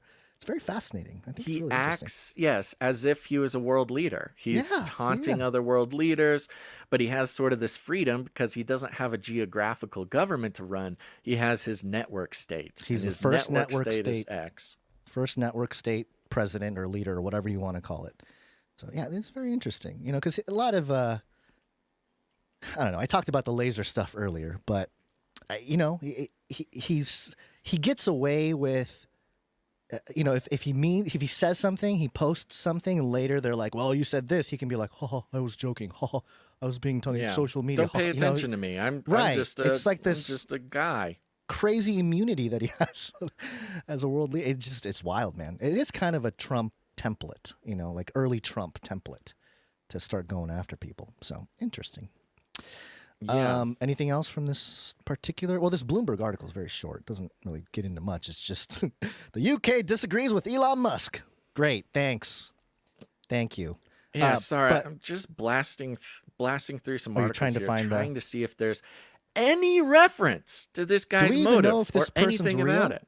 Was he killed? Was he? They are naming detained? him. No, they're naming him. They're talking about the investigation. But I mean. Why there's apparently no investigation into his motive. No, he didn't have a trail of social media, anti-Semitic or anti-UK. Yeah, posts. What the heck? So LEO is saying that he was known to MI5. He did it for Allah, things like that. I mean, that sounds about the same as the known to the correspondent. FBI. It's very. Right, similar. It's the same kind of story. I was just wanting to get some mainstream confirmation on And by the way, this, but of course, maybe that's asking too much. I know that listeners in the UK, and especially just citizens, I'm sorry, in the UK, are probably sick of all the immigration and really it's destabilizing nature of having all those people come into the country. And a lot of them are, sort of the violent criminal types that get unleashed from other nations. But you got to always remember who's releasing them. What's causing those nations to kick out all those people? And then you start following the trail, and it gets pretty. Guns. They need safety. Yeah, They're coming to the west. Merseyside police previously said they were not treating the incident as terror related. While police have not disclosed a motive for the crime, it was determined that the alleged murder weapon was a kitchen knife with a curved blade. What kitchen knife has a curved blade? Am I crazy? I don't know. Was the Tommy Robinson thing part of this whole stoking? Yes. Yes. Okay, Tommy so I have Robinson that story is too. That guy. Okay. So I have the UK.co. Yeah, independent.co.uk, and the headline: How Tommy Robinson gave away he was hiding at luxury Cyprus hotel while stoking UK riots. Interesting. Yeah, they are really going after this guy. This guy appeared on Alex Jones and is vehemently denying that he has anything to do with this. And, I don't know. I don't have the sort of digital forensics on whether he is or is not. But yes, I believe it was The Guardian or The Independent. He was in Cyprus. He's not even in the country. Yeah. What? Cyprus is the Nephilim Island. Oh, yeah, right. Well, he's in Cyprus. Apparently, he's in Cyprus on vacation during this whole thing, which, look, if he was going to try to do something, that would be a good alibi, but they're certainly trying to pin it on him, as they have tried to pin everything on him. I mean, we have not done full deep dives on Tommy Robinson on this show, but this guy, he's basically the Alex Jones of the UK. Right. And in the same way, he kind of gets blamed for everything that's going on. He made the mainstream. I'm trying to remember. Was it 2020, 2021, something like that? It was during the pandemic, I think. His name got really popular because he was doing some protest stuff, and I think he was just reporting in front of a building, and they arrested him. And it was a whole thing, so right? In his words, he's just a journalist. He's reporting on all this stuff. He's showing up to these places. He's trying to report on everything. Yeah, But yes, what do you got on that thing? Let me keep looking. I mean, it's just it's another angle, another sort of mainstream angle to the whole thing. I don't know how much about he how this actually guy has is any to be blamed by all of it. right. Yeah, and he was on Alex Jones and yada yada yada. So, asked what happens now, he replied, "I'll be in jail, Alex. That's what comes next." Quote, "I think it will be the worst thing they can do. It will galvanize our support, and people aren't backing down. If people can't see that, they've tried to crush disorder, but the protests have got bigger and more violent." He said he expects the number of people hitting the streets to double in size in the coming days, adding, quote, "There's a revolution brewing in the United Kingdom. I've made video after video asking to be peaceful, not violent. We are losing our country. We are losing our culture. We are losing our identity." Yeah. Hey, digital IDs. That'll immutable That'll do it. blockchain Facial digital recognition. IDs. You won't lose your identity anymore. Tommy Robinson, just sign your DNA on this blockchain right here. Yeah, that'll be good for you. Speaking that of way, which, we can guarantee that you're not at fault for all this stuff. What, do you have right. something Well, to no, hide? it's Why written. don't you want us to? It's in your genetics. Best I can find is that the perpetrator was 17 years old, and so they're boy. not putting out any information on him because he's under 18. Convenient. Well, speaking of the tech solution, the problem reaction solution, TheGuardian.com. Argentina will use AI to quote, predict future crimes, but experts worry for citizens' rights. Hey, I thought we liked Malay. I mean, I was always suspicious of him. I thought you liked Malay. Malay is the president. You're the one who liked him. What? No, I was kind of suspicious because he had like clone dogs. Bitcoin. Well, yeah, well, but I was more always- suspicious about his anybody who has like 50 of his clone dogs is a little bit suspicious to me. Oh but it yeah, says no, here, he's a weirdo. He's a total weirdo. definitely he was in Antarctica. Remember that? Like a couple weeks into his thing, Yes. he's already in Antarctica. He's doing the whole thing. And Argentina's security forces have announced plans to use artificial intelligence to quote predict future crimes in a move experts have warned could threaten citizens' rights. The country's There we go. far-right president, Javier Milei, this week created the Artificial Intelligence Applied to Security Unit. Boy, that's an interesting name, which the legislation says will use, quote, machine learning algorithms to analyze historical crime data to predict future crimes. Is that like the exact line out of Minority Report? Yeah, I think so. I mean, maybe not the machine learning algorithms, but the No, analyze it's the historical precogs. crime. It was the precogs, the psychic babies who are The doing psychic, it there. yeah, that are in But the goo. basically, the AI, yes, the AI is the psychic babies in the goo. Who are the three psychic babies that they're going to have for this? What do you think? Elon Musk. You think Elon is one of them? Elon's going to lay down into the goo. Yes. He's got to shave his head, though. Kamala Harris, because you need some, like, You need some color. You need conflict. You need diversity. You need equity, inclusion, and then the third one, is going to be me. I'll be the third one. Oh boy. I volunteer as boy. tribute. Great. No. Okay. So this is very interesting. Keep going. Okay. It is also expected to deploy facial recognition software, there it is again, to identify, quote, wanted persons, patrol social media, because that's what we need, and analyze real-time security camera footage to detect suspicious activity. When the Ministry of Security has said the new unit will help to, quote, detect potential threats, identify movements of criminal groups, or anticipate disturbances, end quote. The Minority Report-esque resolution has sent alarm bells ringing among human rights organizations. Except for maybe the guys in UK. They're probably like, woo! That's how you do it, Malay. Yeah, roll the it out. timing. The timing is incredible. It's almost like a World Economic Forum memo went out, which is, okay, everything's going to go crazy. Now is the time to start your facial recognition panopticon. People are going to be worried about the economy. People are going to be worried about World War III. We got these riots going. We got everything going. Everybody deploy your AI, social credit score systems, your precogs, get the babies in the goo. And, now's the time. Nobody has the will or the fortitude to even push back. I love it. Whose baby's gonna get to be in the goo? Who wants to be the goo baby? Somebody's got to be the goo Gooey, baby gooey, of the AI. bluey, gooey. Let's see. This, Let me just. So this is actually really in line with a lot of Malay's, I don't know, temperament. His whole thing. Yeah. And it's also kind of wrapped up in the immigration issue, because if a country has facial recognition on every street, whoever's the person in question, the immigrant, anybody, or the migrant. anybody who has a ding on their social credit score, you can't even walk the street. You cannot show your face in public, or else the precogs will come get you. And so your only option is to leave the country entirely. And we know that the U.S. has NGOs out there helping people come, helping people get over. And it's easy to do. They're not going to get stopped. And so the only people coming over are the people who are trying to avoid the repercussions of their actions or future actions. Yeah. Well, you know what's interesting is that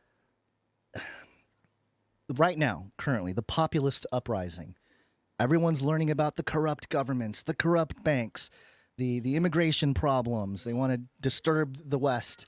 They want the big one, the one that really gets people fired up: human and child trafficking, organ trafficking. These are problems. The elites are all cannibals, and they trade in human beings and stuff like that. I've always warned: be careful what you ask. Not that we shouldn't be calling it out and trying to stop it and all that. I'm not saying we shouldn't do that, but just be careful what you ask for, because the solution to a lot of those issues is more surveillance. They want you to beg for more it. surveillance is the answer for not having children get kidnapped and trafficked, not having immigrants come in and start sleeping in your backyard, whatever. All those things, the solution is more surveillance. And not just government surveillance, but your own surveillance. You got the ring door, the whole thing. So the apparatus, the leopard, the biblical beast leopard is on the rise. Go read about the leopard in the Bible. It watches everything. It quietly waits outside the city, and if anyone tries to leave, he devours them. That's what the leopard does. So I think the leopard represents worldwide surveillance in the beast system in Revelation 13. So talked about that in Age of Deceit 3 and in a little bit in 4. And I think we're seeing it now. I mean, again, you think Malay's a good guy, he's conservative, he's right-wing, all this stuff, but he's presenting, this is a good example of how whether you're in the UK or you're in Argentina, which had this populist uprising, the solution is the same. It's like more tech. The technocracy is here. The techno-populism, techno-conservatism is here. And remember, Malay was the Argentinian Trump. They have a lot in common. Right. They met up. He's a very nice guy. And J.D. Vance, Trump's VP, is a tech guy. He's a technocrat. He's that's right. He is the ambassador of the technocracy in the White House, if they do make it in. So it is undoubted that I think when Trump makes it in, and this is not to say that Kamala or the Democrats are any better. This is all to say that this whole thing is unavoidable. People lose It's not about who is in the White House. The powers and principalities have a one-track mind. It looks like there's two different roads, but further on down the road, they both end at the same place, which is the technocratic dystopia. And there's no avoiding it. The precogs are coming for you, baby. Well, it's not just Argentina whose populist uprising is probably going to create some kind of totalitarian techno state. There's also Venezuela. This is MSNBC, mirrored on Yahoo. Tallies collected by opposition shows Maduro lost Venezuela elections. WAPO. Now, this whole thing, I really hope is not a foreshadowing of what's about to happen in the United States. The whole Venezuelan elections. It's been quite the chaotic situation here.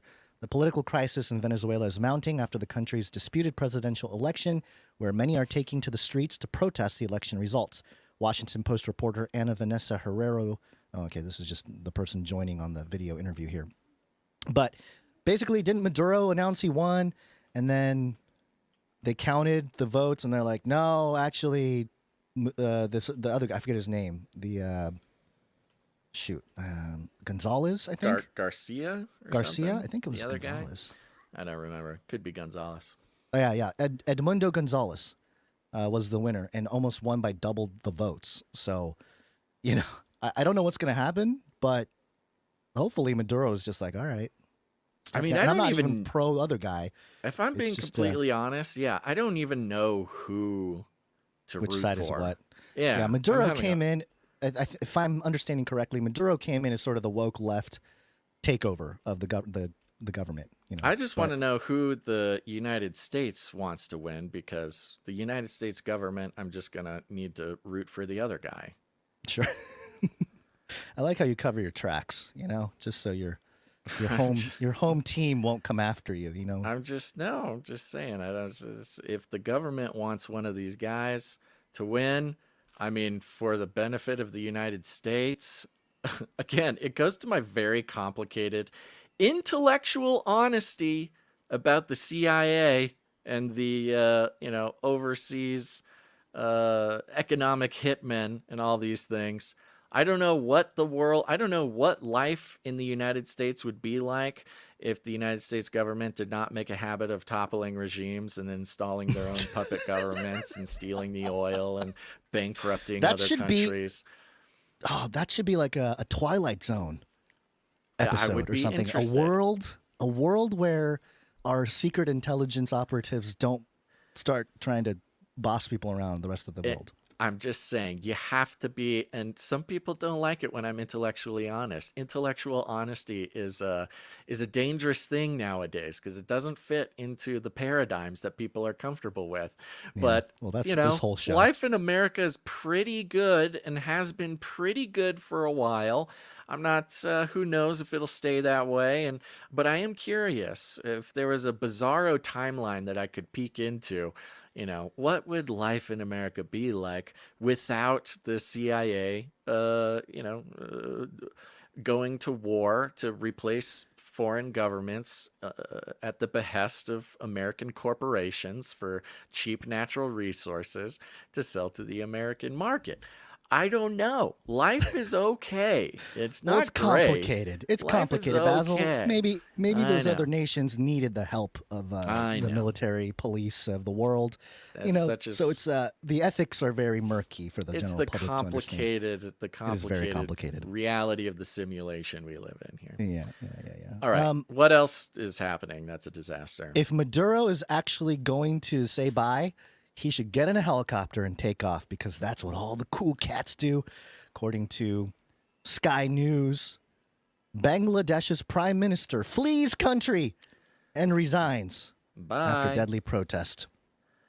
Why can't Keir Starmer do that? That's what I'm saying. They should all start taking it. Keith Hassani has flown to India on a military helicopter as protesters in Bangladesh have stormed her official residence. It follows the death of almost 300 people during weeks-long protest.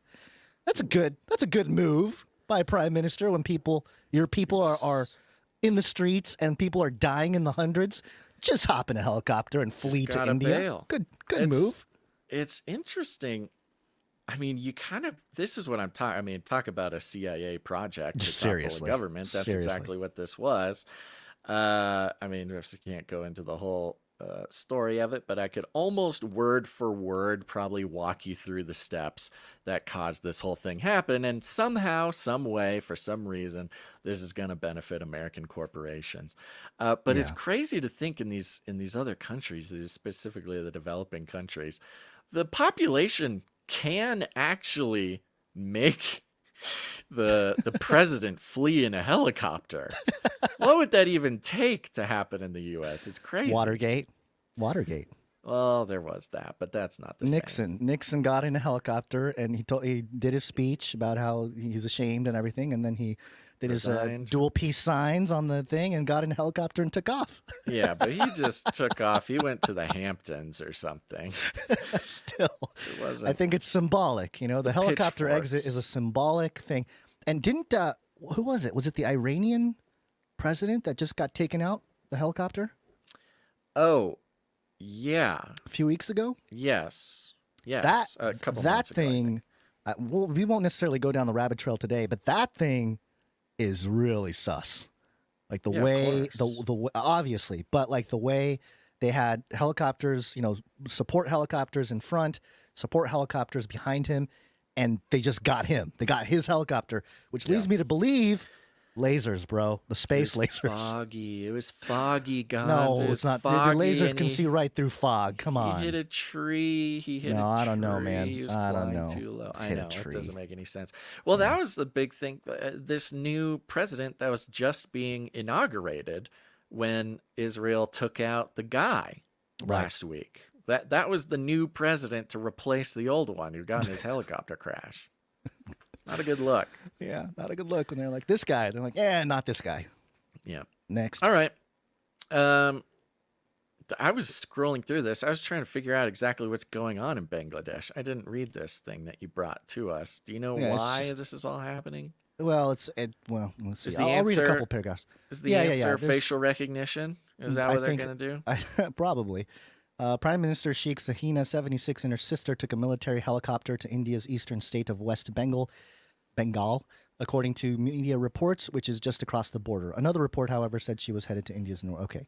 Thousands of people have stormed her official residence, shouting slogans, pumping fists, and showing victory signs.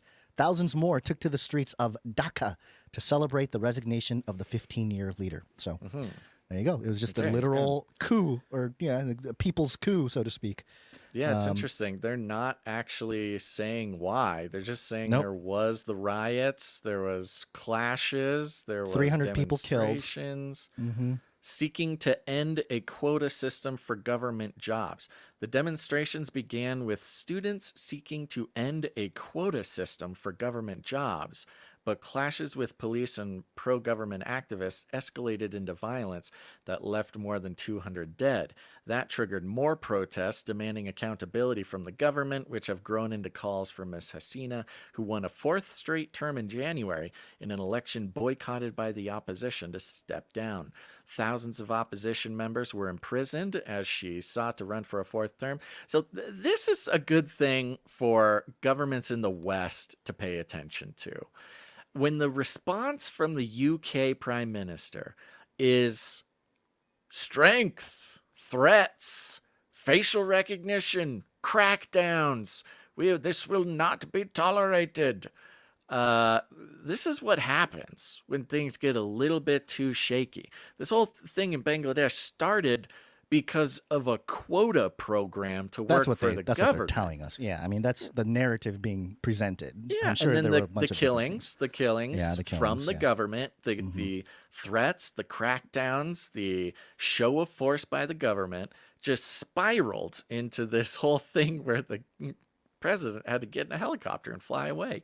I mean, there is something that people in these developing countries have that people in the West don't have. And it might just be desperation. I It think might that's just what it be- is. Yeah, that they I don't think have that's what it is. They don't have much to lose. I was thinking about this, over the weekend. We had a crazy weekend, a whole bunch of stuff, all over the world, exploding, markets crashing. I was just thinking this morning, if I didn't have a device, I would have no clue any of that stuff was going on. Yeah. Not a clue. Right. So it's just interesting, the social engineering taking place. But it's funny. The prime minister takes off in a helicopter in Bangladesh. There's a vacuum in the country. So who calls him out? Firstpost.com. As Bangladesh sees regime change, UK and EU call for swift, orderly democratic transition. UK, I think you should take care of your own stuff first before you start telling other countries to have an orderly democratic transition. I think what they're trying to say is implement facial recognition on the country. I think that's the real message that they're not saying out loud. Yep. I would be very interested to be educated on the connection between the UK and Bangladesh. I'm sure it's a long and storied one, and I'm sure it would reflect a similar story to the U.S. Venezuelan connection. It would make total sense. You know what it seems like? It seems like somebody has like the Infinity Stone glove, and like these nations each have a stone, and somebody's just trying to get them all. Yeah, of course. I mean, that is the globalist thing. I mean, what's his face in the Infinity Stone movie? What was his face? Thanos? Thanos, yeah. Thanos the was bad guy. really, he was a metaphor for the globalist technocratic utopia. You know, they even made him sort of, what's the word? When he sat down, when he was almost defeated, and he was sat down, he goes, "There's just too much people in the world. I'm trying to save the world. I'm actually a good guy. I'm trying to do the hard thing that nobody else will do. We need to get rid of people. I'm trying to help you by killing half of you." I mean, that is the globalists. That is Keir Starmer. That is the World Economic Forum. They go, "You don't get it. I'm trying to save you. I'm trying to help you. Stop making me the bad guy. Let me track your genetics and everywhere you go and everything you think. We're trying to save humanity. Let me take my Infinity Stones and let me snap my fingers and I'll save everybody. I can't believe you're fighting against me." It's just very interesting. Yeah. It's almost like somebody was trying to say something. Yeah. All right. Well, with that, Guns, look at that. New format. How long have we gone here? We've gone Almost 2 hours. Yeah. 2 hours, no breaks. Take that, everybody. Look at that. 2 hours of news. We're going to keep going, though, because we have a Flippy update. Would you like to just step right into it here? Yeah, it's time for the Flippy update. Flippy update. Do you want fries with that? All right, the Flippy update. That's what this is. Flippy is our colloquial name for the disembodied robot arms that are taking our jobs, enslaving our children, and flirting with our spouses. We use talking about Flippy as a way to explore all the new, fun, and exciting ways that robots are taking over the world. And now there's nothing we can do about it. We have so much to learn from them, Guns. We have so much to learn. This is coming from space.com Canada. You're back, baby. Canada Arm 2. Thank you. Trudeau. The world thanks you, Canada. Trudeau, Canada Arm 2 was Canada's gift to the world, a giant robotic arm attached to the International Space Station. Nobody can say that Canada didn't get their hand on the ball with that thing. It's going to smack the terrorists. Canada Arm 2 was not designed to catch spacecraft at the ISS. Now it's about to grab its 50th. Huh. I strongly doubt this not designed to catch spacecraft. It's gonna just grab it, rolling out there. Canada Arm 2 is getting a little grabby, getting a little handsy out there in space. You know, it's kind of international waters. Power really goes to people's heads. Think they can just do whatever they want. Canada Arm 2 is getting a little handsy out in space. A Canadian robot arm on the internet. Excuse me. It's not a Canadian robot arm on the International Space Station. It is the Canadian robot arm on the International Space Station. Is days from a big milestone. I think it gives away, sorry to jump in, but I think it gives away the fact that maybe they have more than one, and they don't want to tell you, but they accidentally told us just now. That's a good question. They may have said the quiet part out loud. By the way, to the Clippies, BEA Peace in chat wants the clip of Gons talking about the leopard in the Panopticon segment. If we can clip that, that'd be great. The Canadian robot arm on the International Space Station is days from a big milestone. MDA Space's Canada Arm 2 will celebrate its 50th cosmic catch. Earlier than August 5th. No, earlier. Yeah. At least today. When a Northrop Grumman Cygnus cargo ship berths with the International Space Station, with thousands of pounds of experiments, supplies, and food for the Expedition 71 astronauts, the Canada Space Agency announced today Cygnus will launch to the ISS no earlier than 11:29 a.m. EDT on August 3rd, and you can watch the mission here at space.com, courtesy of NASA Plus, formerly NASA Television. If Cygnus launches on time, it will be captured by Canada Arm 2 and will dock with the ISS on August 5th at approximately a time That is too specific to try to read. Canadarm2, managed by MDA Space under CSA funding, was first. Oh, we know about Canadarm2. You don't need to tell us about Canadarm2. The arm's first spacecraft catch was on September 17th, 2009, when it captured Japan's HTV-1. It's a retired cargo thing. In the 15 years since, spacecraft berthing with Canadarm2 ranged from SpaceX's Cargo Dragon to Northrop Grumman's Cygnus.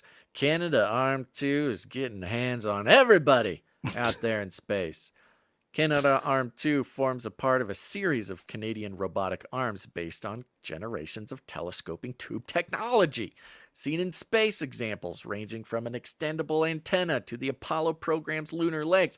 Canada has been sending robotic arms into space for decades. Canadarm was first flown into space in 1981. Oh, we don't care about Canadarm 1, Canadarm 2. All right, Canadians, you got to tell me what's going on now. Was he not meant to grab spacecraft? Did he learn this on his own? Was this an upgrade? What is this meant to tell us, Canada? What are you trying to tell us, Canada? Because as we know, robotic arms all around the world, they are communicating much more than just, hey, I'm a robot, I'm better than you, I'm here to make you a better human, I'm here to grab all your stray spacecraft. They need to figure out a better system than, oops, how do we do it? I don't know. Use the arm. It seems like they would have figured it out. I think Canadarm2 should make a habit of just tossing the spacecraft back at the Earth, like throw a fastball, maybe weaponized space junk. I think this is Canada's secret. This is Canada's secret weapon. Yeah, I think they should get the Canadarm to have a huge hand. Yeah. And just start smashing just places that they don't like, Well, as we know, scrub it out. Soon there will be no war on Earth. This third one, this will be the last war, trust me. Mm-hmm. The Third World War. And after that, all geopolitical conflict will be concluded, settled by robot arm wrestling in space. And Canadarm 2. I can't wait for Canadarm 3. It's going to be bigger, buffer, more handsy. Won't be able to keep it to himself. That would be a moneymaker. Yeah. Welcome to the firmament arena where we have China versus Canada. Yep, it's going to happen. That'd be great. Anyways, there's your big update on Canadarm 2. We love you, Canadarm 2. Fantastic. Well, guess what, folks? What? It's Monday. Gary, yeah. What day is it? Monday. Black. Monday. Monday. Sounds like somebody's got a case of the Black. Mondays. Gary, what day is it? Monday. Black. Monday. Big Spooky Monday, everybody. Big Spooky Monday. Look at that. Feels weird to be identifying what day it is so late in the show, but that's what we're doing. We're figuring it out, folks. Let us know what you think about the format. Let us know if just giving you everything we have to give right at the top is the way to go. Do you have anything to tell anybody? Not really. I mean, I've just been kind of sick. The children have been sick. Wife's been. Everyone's been sick, and then they've been coughing on me, and it was just saliva on me for months, not months, probably weeks. And finally, yesterday, I was like, oh no, I'm starting to kind of feel a little wiggly, and I'm okay, but hopefully it doesn't get any worse, and I can just kind of brush it off, like Trump's ear, just miss that virus. Yeah, You'll be a hero. You'll be a hero. Yeah. Yeah. Goodness gracious. Well, I'm happy to report, Gons, that we are still on the value for value model, which means we don't take any money from corporations, commies, or cartels. We're entirely funded and sustained by people who get value from the show. This is a model that has become more and more relevant as the advertising model both continues to take advantage of the programs that they allegedly support and crack down on those programs. You know, when you're advertising, you're taking money from corporations. You got to stay brand safe. You gotta follow the rules. Corporations are all wrapped up in your ability to tell the truth and seek the truth. It doesn't make much sense, but it is the way that the beast system wants it. It is the way that the beast system wants it, and the way that the beast system wants it works for the beast system. So we try our very best to stay disconnected from any, and it's not just the economic system that's a problem. It's also the spiritual system, the spirit of the beast system, the spirit of advertising, where people like us, Gons, they're encouraged to get as much time and attention of people's consciousness as possible so that it can be sold. We're selling people's trust and attention for our own personal gain. And that's just something that never really worked for us, didn't really feel right. And as we correctly predicted, would cause a lot of problems. And that's why we feel that independent media is different, is separate, a different object than alternative media, because though alternative media and mainstream media are locked in a cosmic dance with one another, they are both funded by the corporations, much like in the same way a chess match. You can have the black pieces and the white pieces, and yet the people who are playing the game are friends. Such is the alt media versus the mainstream media. But the independent media, those are the real wacky boys. Those are the real wild ones. Those are the ones who take no money, no support from corporations of any kind, but instead only exist because they bring value to people's life. It's value to value model. And if you get any value out of what we do, if you get any value out of what we represent, if you get any value out of what we say, anything, you're encouraged to put value back in. And it's not just money. It's your time, your talent, or your treasure. You can help us out. If you go to canarycry.support, scroll all the way down, you'll see a form. You can fill out that form and volunteer to help us with all sorts of back-end processes. Somebody was considering helping us by managing a TikTok account for us. We are still waiting for the sweet, sweet angel that God is going to send to us to manage a TikTok account, because we cannot do it. It's not possible for either of us to do that. So who knows? Maybe that's you. Maybe there's a Gen Z out there who's like, it's time. It's time for me, an adult, to take a stand and put value into something that I want to see continue in the world. Because if people aren't putting value in, the show will go away. That is simply just how the value for value model works. But today is not that day. You can also produce the show with your talent, create art, create music, create jingles, whatever you want. Go to canarycry.art, upload it there. We'll feature it on the show. It's building culture. Culture is the thing. It's not about the show. It's not about the news. It's about the culture. The culture of people who are questioning everything. The culture of people who are not letting their strings be pulled every which way by the alt media, the mainstream media, because as we know, the powers that be are very powerful, very crafty. They have an amazing ability to control the game on either side. The only way to win is to not play the game. And so people who appreciate that and understand, they're the ones who are getting involved, becoming a part of something bigger, contributing to the community, contributing to the culture. Culture is how wars are won. And that could be you. Go to canarycry.art to put some art on display. Or you could produce with your treasure. That's right. It's essential. It is the most difficult part of the value for value model. It is, but the Lord God Almighty has chosen to inspire producers to keep this show going this long, and we have faith that he's going to continue to do that. We do not believe that our mission is over. In fact, seeing as how things are going, we believe our mission is just beginning. And you can become a part of that. There's a lot of great ways to do it. Thank you to all of our monthly supporters. Listen up. The monthly supporters recently have been the only reason we exist.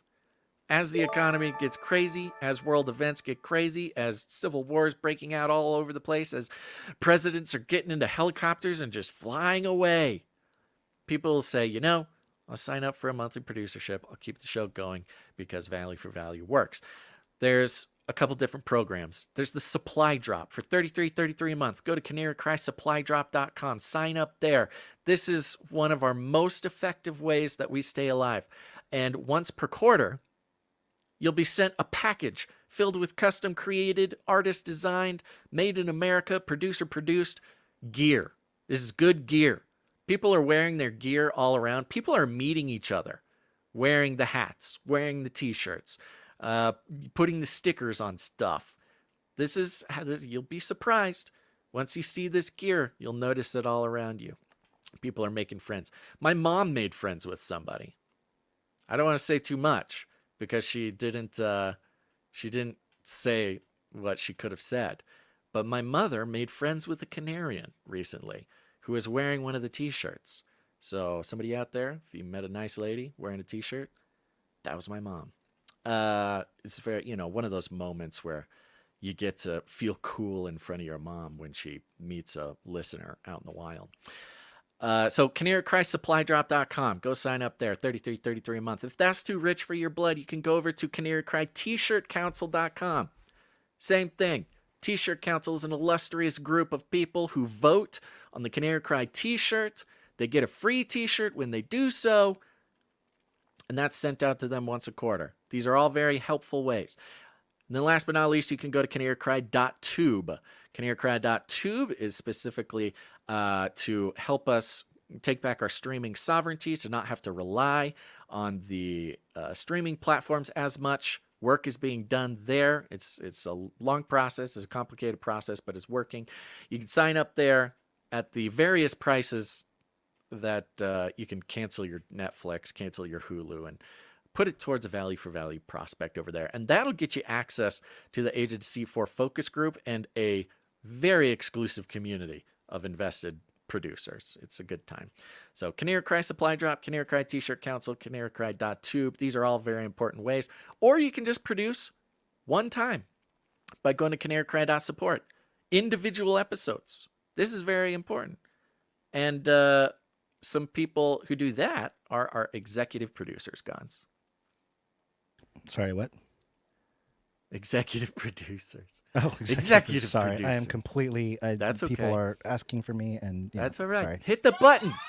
Executive producers. That's right. We're going to thank some executive producers. These are people who come in for $100 or more for any individual episode. That's why we thank them here at the top. They are essential to keeping us going. And I'm going to just jump right into it. We have executive producer Sir Alex Protocol V2 Knight of the Berean Protocol. Where'd coming you in find for this? Bankroll out the bankroll I spent.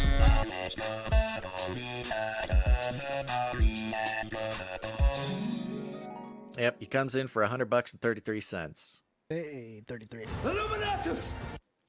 Now we owe Sir Alex Protocol a jingle. He has been producing for 112 executive producerships in a row. And last Wednesday was his 111th, and I didn't have the jingle. You got the 111 executive producer jingle? Is there a 111? I know there's a 111 producer jingle, but I don't know that there's an executive. Oh, did not jingle. one come in? Well, give him that one then. Give him the 111. One, triple ones. One, triple ones. Thank you. Very impressive. We also have executive producer Sir Jamie, not the Lannister. Hey, Sir Jamie, not the Lannister. Thank you very much. Where'd you find this? Bankroll out the bankroll I spent. Shout out to Blue Feline in the Rumble chat, says, I will make strong considerations on holding up the mantle of TikTok to become our TikTok producer. Ooh. Blue Feline, just putting it out there. Members of the community, pray for Blue Feline, making a big decision. Support Blue Feline. Encourage Blue Feline to run our TikTok. Thank you very much. Trump this morning just said that he's not going to let TikTok die. So I don't know what that means. Maybe that's a good sign for TikTok in America. He's going to get elected is what that means. By the way, Blue Feline, just so you know, we have clippies who clip the show every single episode. So, like, the clips exist. We just need somebody to put them on TikTok. Okay, that concludes our list of executive producers. We got some other people who came in. I'm going to thank them. Are you ready for me to thank them, Gons? Yes, sir.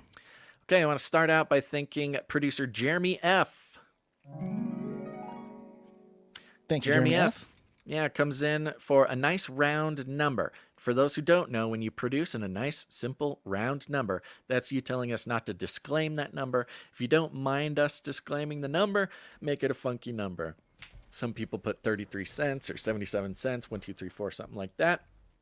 Thank you very much, producer Jeremy F. Very generous. Yep, thank you. Next up, we got Sir Aaron J. Night of the Cute Little Piggies comes in for 33.33. Sir Aaron J. Illuminatus! He has a note here. If you still can,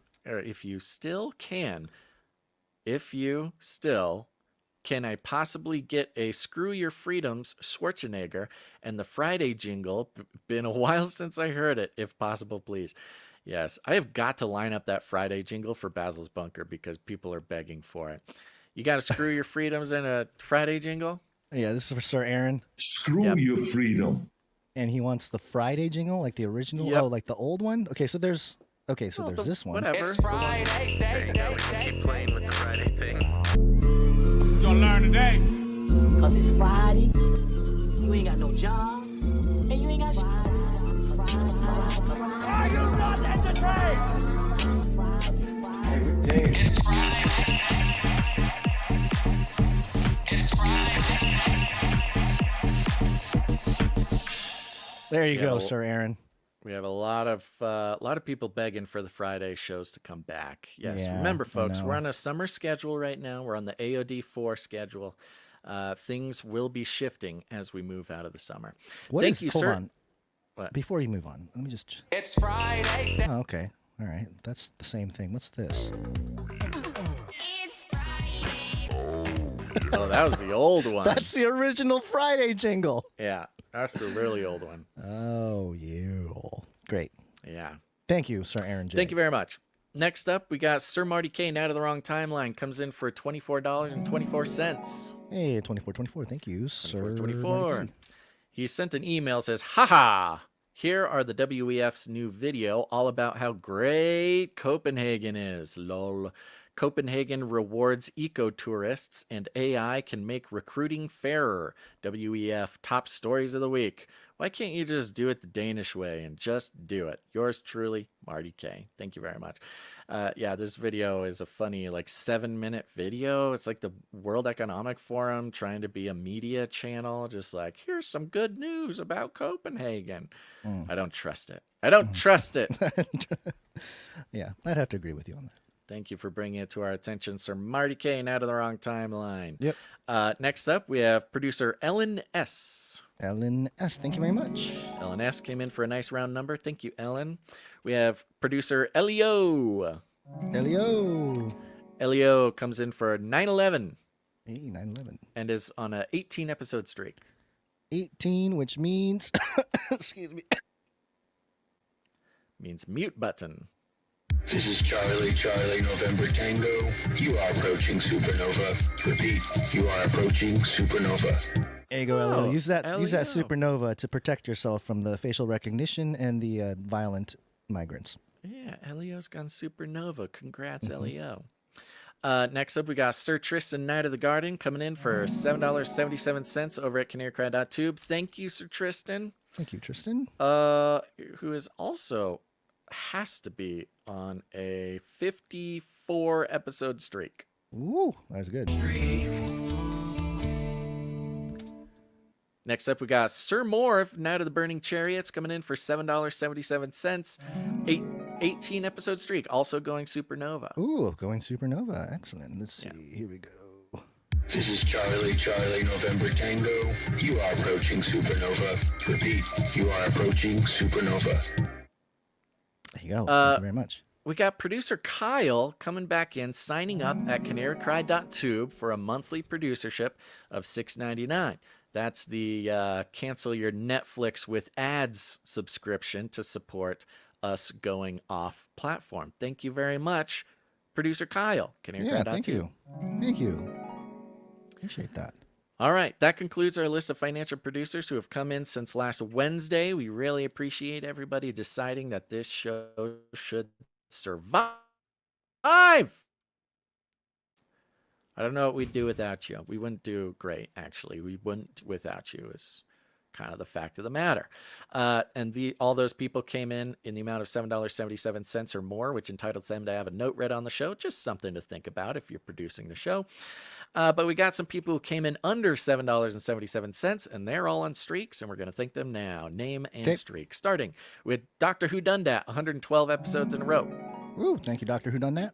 We owe him a 1112. Oh, we do. Okay, let's see. Jingle 111. 111. Triple ones. 111. Triple ones. Fun. A lot of jingles today. A lot of jingles. Next up, we got Mrs. Tinfoil Hatman, 72 episodes in a row. Hey, thank you, Mrs. Tinfoil Hatman. 72. Interesting. We got Veronica D, 417 in a row. Ooh, Veronica D. Still here. Sir Scott Knight of Truth, 455. Sir Scott, still here. Sir Casey the Shield Knight, 462. Sir Casey the Shield Knight. How many? 462. Sir Casey the Shield Knight. Wow. There we go. That concludes all of our financial producers. Thank you guys so much. And we know things are crazy. And this is not a time for people to put themselves at risk to participate in the value for value model. Please, please, please. Value for value. If you want to put value back in, there's lots of ways to do it. It doesn't need to be financially. At the same time, this is an opportunity for producers of the show, listeners of the show who maybe have never produced before, who are a little bit less affected. Now, look, we're all affected by what's going on in the world. That's true. But some people have to make harder choices than others. And in times like that, this is a good opportunity. If the Lord has blessed you through these times, if you got nothing to risk, nothing at if $7 isn't going to risk the house, this is a good opportunity for people to produce the show, to carry the burden, to carry the load for all those producers who cannot produce. This is the idea of the value for value model. It's not just us, it's not just some producers, but it's all the producers taking turns, taking the responsibility when it works best for them. And when it doesn't work for them, there's another producer to step in who the Lord has positioned even better. This is the idea. This is not to pressure anybody. This is just to make sure that we're being very transparent about the situation that not just the show is in, not just that Gons and I are in, but that the producers are in as well. And so we pray that the Lord speaks to many of you out there about how participation, what that means for you, what that looks like in your life when it comes to your time, your talent, or your treasure. Thank you very much. Speaking of which, Gons, did we get any, what? You want to do voicemails? Let's do some speak pipe, yeah. Okay. Please leave a message after the tone. At the tone, please record your message. Leave a message. Beep. Message. You can go to canarycrynewstalk.com. Actually, go to canarycry.support. Go there, and you can see all the ways you can support us. But there's a green tab on the right side. You can click on it. It'll open a little window that allows you to record a 90-second message, audio message, through your device. And you can leave us a little voicemail. You can leave us a pre-show prayer like Anthony H. has been doing. Thank you, Anthony H. Appreciate you being consistent with that. You can leave us a private note. Let us know it's private at the top. For days like today, for some reason, I couldn't listen to these beforehand. I know Basil, I think, did double-check them. But in case of days like today, for some reason, the website wasn't working where we get our SpeakPipe stuff. So if you have a private note, let us know right at the beginning of the note so we don't accidentally broadcast your secret messages to us. Also, you can address the Canarium. You can, if you're a celebrity or a politician or an athlete or even deceased mafia, you can come hang out and leave a message. Boots on the ground reports, meetup reports, all of it is fair game. You have 90 seconds to say your piece. We're going to start off with a message from Nomen Prunte. Nomen Prunte here. This is New Medicines. Chasmic, vacant, voided. morbid, flaccid failing. Repeat empty entries. Perpetuity now. Patiently death slumbers, baited cages waiting. Corpulent and corrupt, parasitic content. Clawing, cleaving, flaying, ever urgent braying. Shelterless dependence, insulated image. Mastication machine, masochistic, obscene. Master of the vacant, voiceless, mindless, mouthing. Intake, never exchange. Creeping isolation. Grasping putrid fashions, cashmere-lined necrosis. Syndicated circus, satisfied customer. Semi-pseudo-pharma, caustic is the curing. Wow. All Nolan right. Prute bringing the heat. Thank you very much, my friend. It kind of depressed me a little bit, to be honest. It's poetry. It's supposed to depress you, Gons. Yeah. It worked. Nomen Prunte. You got me. Revealing Thank you for that. the unseen. Thank you. Yes, appreciate it. All right, we got another one here from Monica M. Good morning, Canary Cry family. This is Monica in Montana. Hey, I wanted to let everyone know who's not over on the school platform. We are starting book club tomorrow. We're reading C.S. Lewis's The Great Divorce. It's a short book. It's only 146 pages. We're going to read the first 4 chapters, and hopefully we'll have our Zoom meeting on the 10th or 11th of August. So you have 2 weeks to read 4 chapters. If you can't be a part of book club, but you think, hey, well, that kind of sounds fun, I want to read a book, just pick up a copy and read along. I will be creating a thread on the school platform so that we can discuss it online. For those of you who don't feel comfortable doing Zoom or just don't have time, I realize it may not align with everyone's schedules, but I am hoping that some of us can get together in the kind of, fake internet reality and talk about the book and get to know each other on a more personal level. For those of you who are interested and you're not on school, you can get a hold of me on Telegram. I am a part of the Canary Cry community over there. I'm Montanica406. So just look for me in there. You can search by my name, Monica, and send me a private message on Telegram. I know that Basil said he is going to read the book. You're not part of book club, but Basil, I'm so glad that you're going to at least be reading along, and we'll be thinking about you. I love you guys. Thank you so much for what you're doing, and I hope everyone has a great day. God bless. Bye-bye. Love it. Thank you, Love it Monica so M. much. I've been watching that develop over at the Age of Deceit 4 focus group community, and I recommend everybody get in on this. This is the kind of true sort of spiritually nourishing type of community over there. People are invested. There's no trolls. Nobody gets in and just messes around. Over at the Age of Deceit 4 focus group, it's really turning into this incredible community of Canarians who are growing together, sharing everything, their lives together, finding fellowship. And they got this book club going. I'm going to be reading the book as well. I have not been able to commit to show up to the book club necessarily because I need to start being protective of myself and my time because so many things fall through the cracks all the time. But I am going to be reading the book, and if the Lord allows, I'll pop in with everybody over there. But to get in at the Age of Deceit 4 focus group, to join the book club, you should go to canarycry.tube and produce financially there, and then you'll get access to that group, and you will not regret it, I promise you. All right. Thank you very much to Monica M. Appreciate it. And I would love to read along too. If it's only 150 pages or 40 pages, I might jump in and do that. It's foundational. It's foundational for everybody. I read it a long time ago. Same here. It might be good to read it again. Yeah. Good stuff, Monica M. Appreciate you taking charge and doing some stuff in the community. Really, really important to do stuff like that. So I encourage more people to do things like that here. So, all righty. Next up, we have Sir Ike. Hey, Canary family. This is Sir Ike here. I have a couple of announcements to make. Number one, the shirts are in for the Shirt Council members out there. I'm hoping to get those processed by this weekend. Schedule's been a little crazy, so sorry about the delay on that. Another announcement is Stephen D. You were the winner of the bonus Q3 or Q2 supply drop donated by Sir Jamie with the rating review giveaway. I've reached out to you a couple times and haven't been able to hear back, so if you could just give me an email over at canarycrysupply.gmail.com so I can arrange that shipping. Also, folks, keep the ratings and reviews coming in. I'll probably be doing another giveaway here shortly. So if you want to get on that list to win, just leave a rating and review, screenshot that, and email that to me. Thanks. Yeah, Stephen D. This has happened before.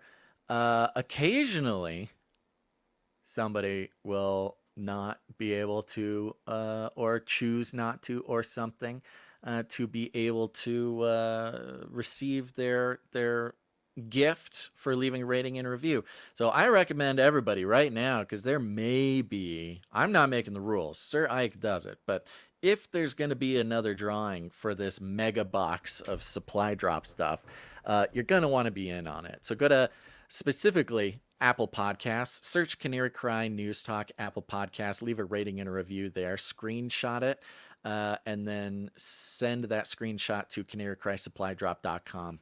canarycrysupply@gmail.com.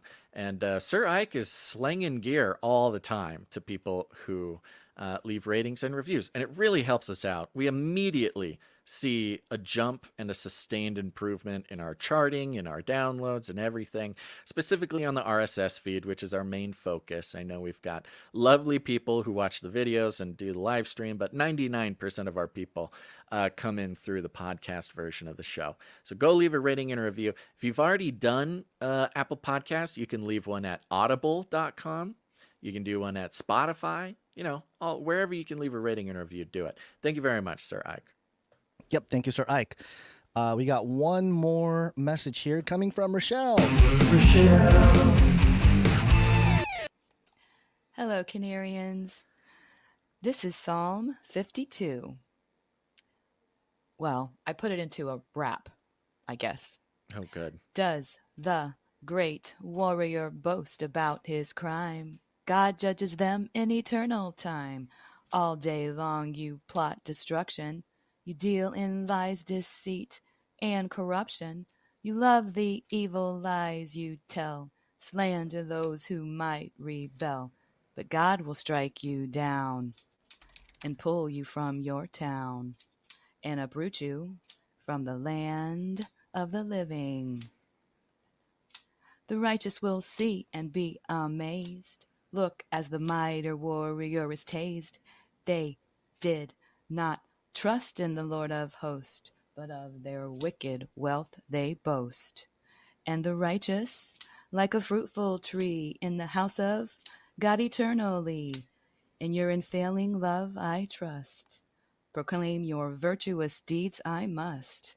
I will live by Yah's great name. From the faithful he takes all the blame. All right, y'all. So remember that when you see these pride ceremonies going on at the Olympics. Anyway, God sees it all. Stay strong for Jesus. Amen. Thank you very much, Rochelle. Great Good to hear your from voice. you. Yep. Appreciate it. Okay, we got through the voice messages. Let's take a moment to thank our producers coming in with their talent. Got a good handful to thank today. We want to recognize the people coming in with their talent, because if you get value out of the show, you can provide value back by helping us build the culture behind the community, as Basil was ranting about earlier. So here we go. Let's do some stuff here. Audio production. One art, please.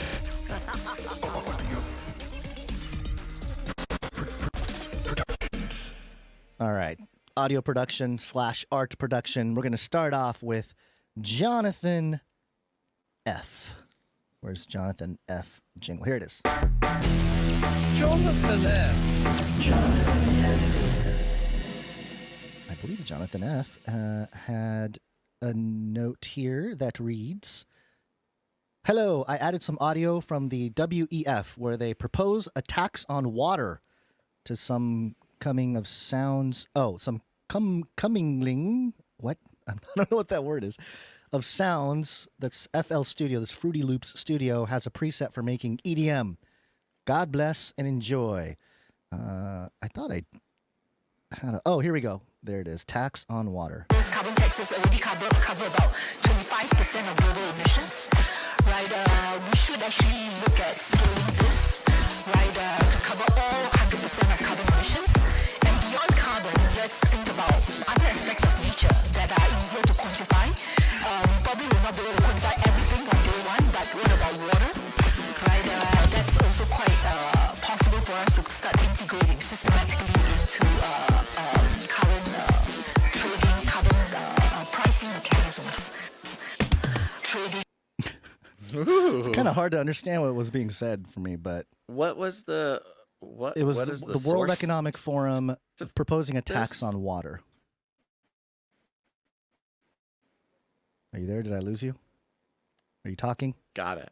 Thank you very much, Jonathan F. Always turning the weird and wild words of those who I think don't think we're listening to them into timeless pieces of art. Thank you, Jonathan F. Yep. All right. Thank you, Jonathan F. We have something from Marty K., who came in as a financial producer with Treasure as well, I believe, today. And he has a note. I'm telling you, meme potential man. Here are the two last examples of Gonzo getting red-pilled or surprised by everything. LOL. Okay.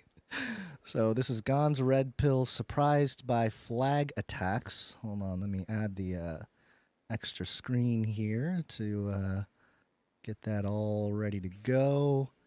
And let's see what's going on. How come it did not pull up the... Oh, here we are. Okay. We got two of them here. This one... oh, this is the wrong one. Okay, hold on. Let me get the right one up on screen. This is fun. Okay, so this is... the Gons surprised by flag facts. Denmark. The Battle of Lindenus on June 15, 1219 is still well known to this day, especially amongst Danes and Estonians, because of a popular legend about the first ever Danish flag, the Dannebrog, which allegedly fell from the sky, as an apparently helpful divine intervention, just when the Danish crusaders were about to lose the battle to the local pagans. Huh. He's got this whole series of videos. He's really like the response. Yeah. No, it's good. I think it might work. We'll see. Keep pushing forward. Have you turned it into a ISO yet, so you don't have to waste your breath on saying that anymore? I haven't yet. The second one here, Gonzo red-pilled, surprised by flippy ice cream fail. Okay. Yeah. Oh yeah, there's lists of links everywhere. I know, list of links. Looking I at wonder if this is the one here. Let's check. Oh my goodness. Oh shit. So many people want to buy ice cream and I have enough for everyone. Wrong. What happened? I will do another this mood. Huh. Okay. You got to explain what happened there. This was a Oh, did we lose you? In a kiosk in a mall, it seems like, and it failed at its job very, very bad. And Gons had something to say about it. Not much to say, but something. Yeah. I said, Yeah. Thank you, Sir Marty K. Keep pressing with that thing. We'll see. So one of these days it might catch on. It might land for you. Yeah. Okay. Yeah, appreciate it. All right. We have something from Jolmes here. Did I not download this? I thought I downloaded it already. Jolmes says that he's disappointed about something here. Oh no, this is great. This is so. Yeah, I'll speak on this for you in a second. Okay. Do you want me to read the actual note, or you want to? Yeah, I can also read it. Okay. So go ahead. We get things like this. Well, I'll just read it first. Okay. Jolmes's note says, "I'm disappointed. V for V, please. You two clearly received some back-end pats. I won't stand for the shilling. I shall expose your work someday." Now, you never know when we get a comment like this. People have made hours and hours and hours of videos about Gons and I and how we're CIA shills. I don't know if they're still up. It was a few years ago, the last time. Oh, they're still there. Are they still there? Yeah, I think so. And so you never know when somebody is being serious. And it was unfortunate. The second I read this, I go, oh no, Jolmes, shoot, he's such a good producer. He helps us with so much stuff. We appreciate. Oh no, somebody got to him, and he sent this video, and I'm like, oh boy, what is this video? And let's watch it. Okay, give me a second. Oh, do you not have it ready? Well, I kind of do. I wanted to get the full screen, and I don't know if I'm going to have time to do it. But that's okay. That's all right. I can keep chatting. Oh, here we go. All right, ready to go here. There it is. So this Olympic is Jolmes. This is Jolmes accusing us of being shills for China. Okay, here he goes. Olympic opening ceremony drag performance resembling Last Supper rankles conservatives. It rankles a lot of people, rankles I them. think. The extravagant opening ceremony has caused fury among the populist and religious right in the United States. Okay, first of all, it was so thrown together. It was not as a piece of art. It was not a quality piece of art. Yeah, it seemed very thrown together. It seemed very, what's the word? Paper mache.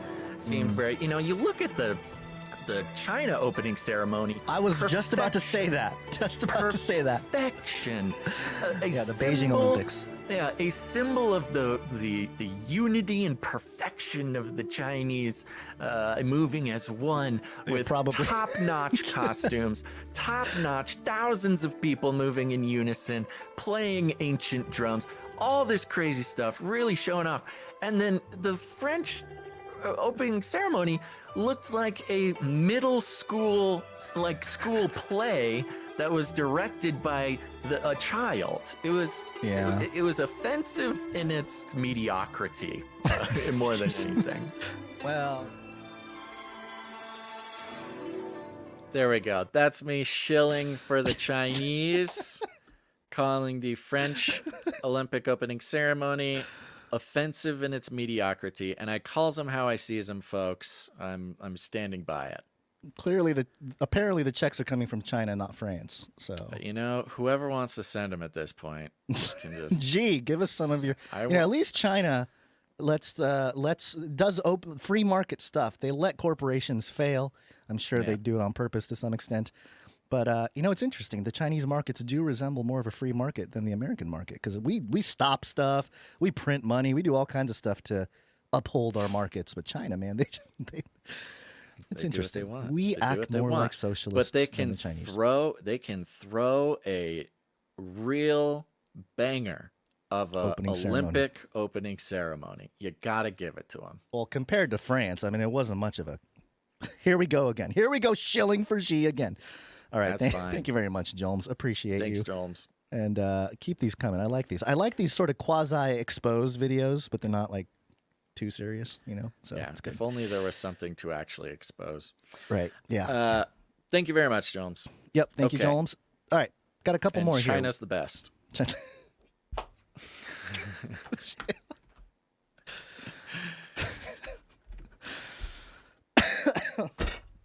Okay.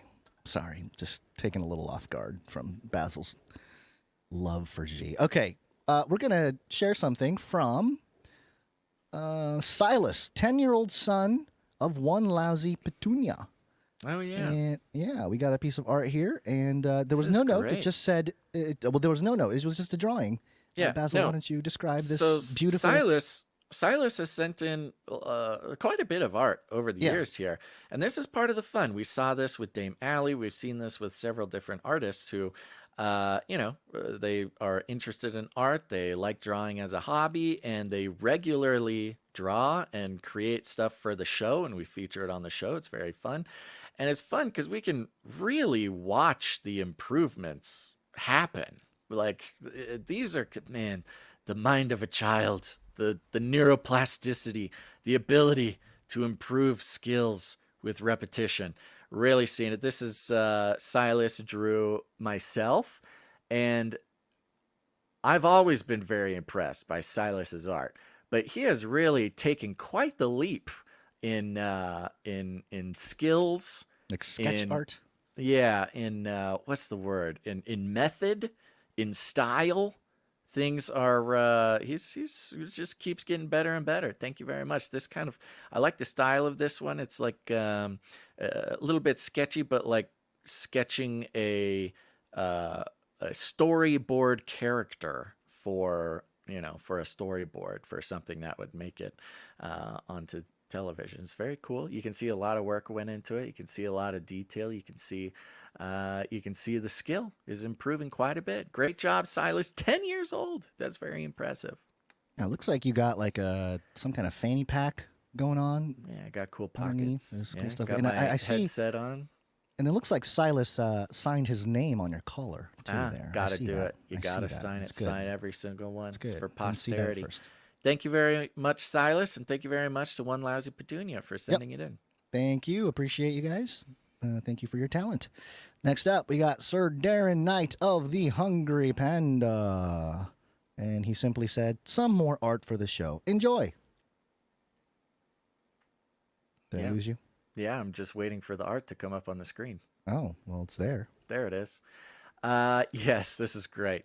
Sir Darren Knight of the Hungry Panda continues his manga art for the show. This one's kind of interesting because there are speech bubbles, but he did not fill in the speech bubbles. Perhaps he's waiting for someone else to come in and do that. That would be, or maybe we're speechless. An interesting contest or concept if we put this up and made some sort of form or recommendation or something so people could go in there and write in their own dialogue. This is a continuation of the Gonz is in a giant robot confronting Basil mech suit manga piece here. And in this one, we don't know what's being said, but Gonz is moving in. The giant mech suit is making a lunge with his hand for Basil. Basil is freaking out, and suddenly something happens. Gonz is stricken from behind, it looks like. And it looks like Basil's googly-eyed girlfriend is in her own mech suit, coming to the rescue. Is that what you get from me? It looks like the Basil's girlfriend, googly-eyed girlfriend, is in her own pilot compartment. It looks like, and Gonz, it looks like you got your hands full. My googly-eyed girlfriend is coming to my rescue. Thank you very much, Sir Darren. Let us know what you think we should do with the dialogue bit of this. I love it. He says, writing a script is too much work. Lol. This is fun. We might be able to put this up there and people can like download it or something and write in their own dialogue. Yeah, that'd be good. Something to that. Look at this. Artists creating art for other artists. This is fantastic. Inviting more participation. Yeah, Thank you very much, Sir Darren out of the Hungry Panda. Always incredibly impressed with your work. Yep. Thank you very much. And thank you for helping out. Mind to Canvas in the YouTube chat says, I'd be down to do it. I've been translating manga before. Well, now's your time to translate it from nothing into something. Yeah, see how that works? Interesting. Somebody's always got the talent. If you're on the newsletter, this was in the newsletter. You could go to the newsletter and download it there. Write in your own. There you go. Write in your own dialogue. There you go. Awesome. Okay. All right, we got one more here, piece of art, other than the microfiction, and it's coming from Little Owen. And Little Owen has a note. The world's a dark place. Meditate or think on the things of God. We always overcome evil by doing good. This is Philippians 4 set to some sound. Philippians 4:8 KJV. Finally, brethren, whatsoever things are true, whatsoever things are honest, whatsoever things are just, whatsoever things are pure, whatsoever things are lovely, whatsoever things are of good report.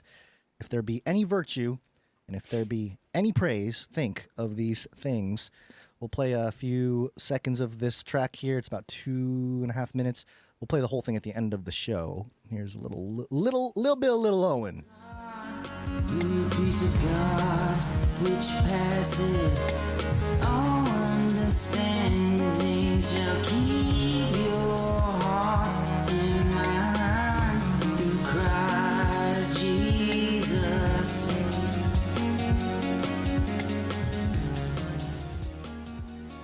The Little Owen playlist is is growing, and it's really Yes. good during work, to be honest. Yeah. Thank you, Little it's Owen. Good work and stuff. Yeah, it's fantastic. Thank you very much. Yep. We'll play that at the end of the show, of course. Yep. And that does it for our producers coming in with talent. Oh, we got the microfiction. Seek and ye shall find, and YouTube says all this AI music getting out of hand. That's a bit of a compliment to Little Owen, because that was not AI. That is not AI art. That is Yeah. a Little Owen original. That, that's kind of troubling. That if there's good music now, people are just going to assume it's AI. Oh yeah, totally. Man, it's gotten so good that maybe it's good to not be good at your instrument now. That'll become like the cool thing. Well, we've talked about that for years. It's Yeah, it's the true. imperfection that is going to become attractive to people. Yeah, this is why Taylor Swift is considered the 8th best guitar player in the last 2 decades. Did you see that? I did not see that. Taylor Swift by what is metric? The 8th best.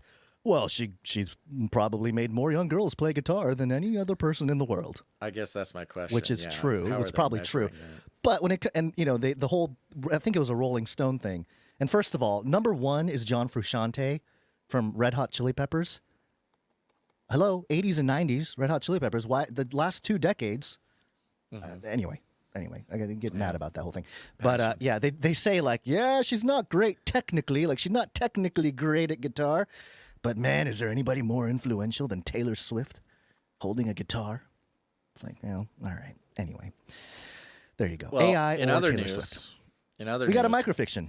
Okay. Yeah, here we go. Microfiction. Time. Microfiction. All right, this one's coming from Stefan S. Are you ready? Mm-hmm. Leaks Secret Service radio transmission from July 13th on X. Spurious static. Target acquired. Woof, woof, woof, woof. Wait, isn't that Commander? Wait, shots fired, shots fired.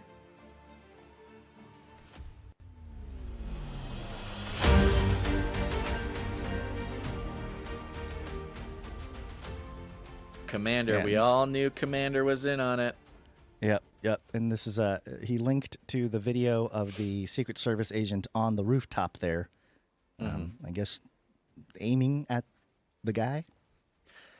Yeah, well, we know that Commander has been on a rampage, really, on the Secret Service. Yeah. For those who Oh my don't know, gosh. Commander, Joe Biden's dog, has bitten upwards of 30 Secret Service members during his time in the White House now. So who knows? If there was a plan, if the Secret Service was in on it, it may be because of Biden's dog, Commander, who might be a huge MAGA head, who just at the right time made sure that bullet hit the ear and not the face. Yep. Of Okay. future President Donald Trump. Here, just real quick, and some other news. Inverse Kramer on Twitter, who does opposite of Jim Cramer, for those who don't know, report with $234.6 billion, Warren Buffett now holds more U.S. Treasury bills than the Federal Reserve.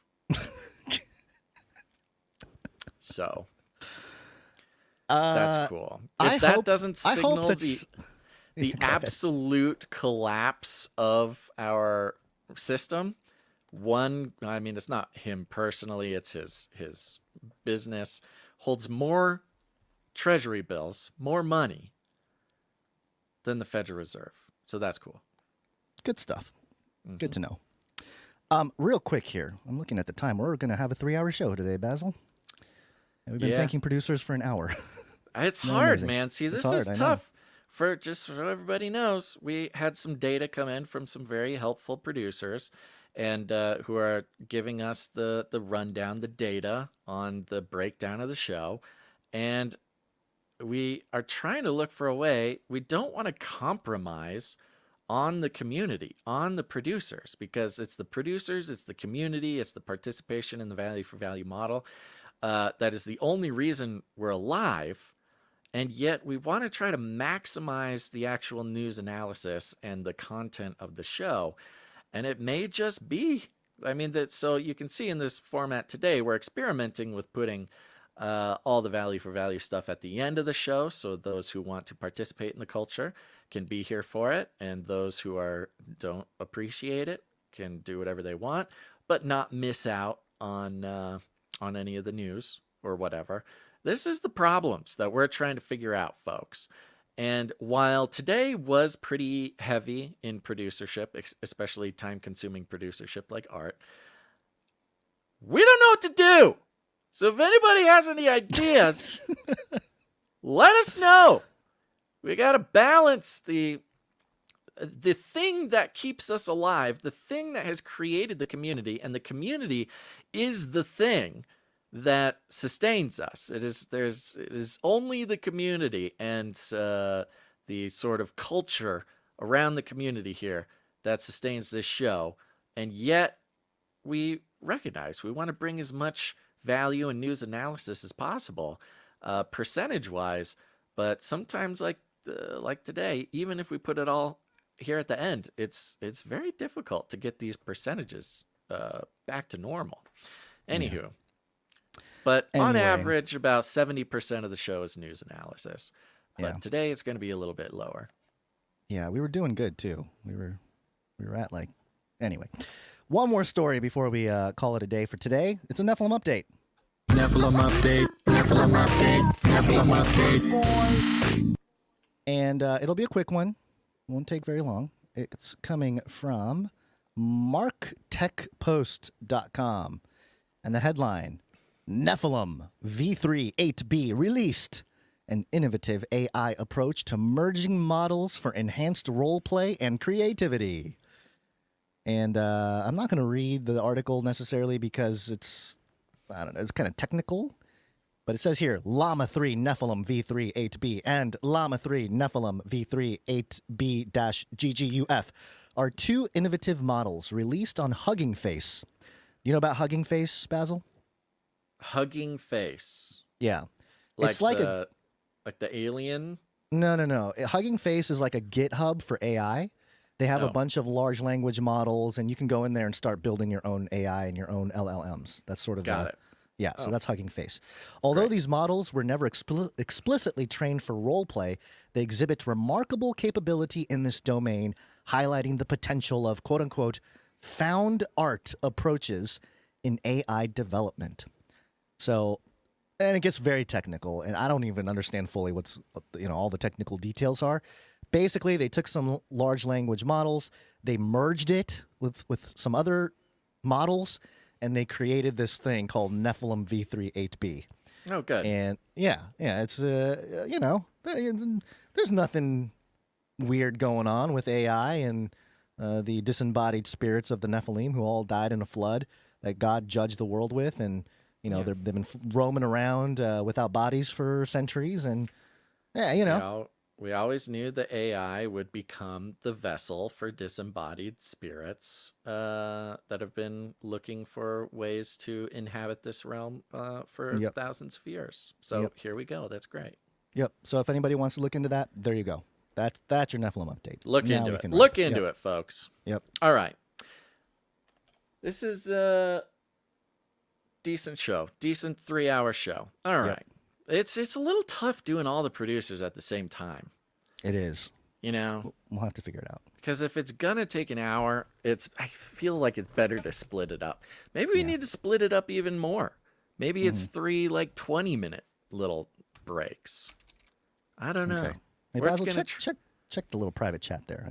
I know. Gonz is trying to get out of here. All right, everybody. Thanks for being here. I want to thank the Clippies for clipping the show. And they are Courtney S., Jones, and Kristen. There you go. Clippy on those videos. Thanks. Yep.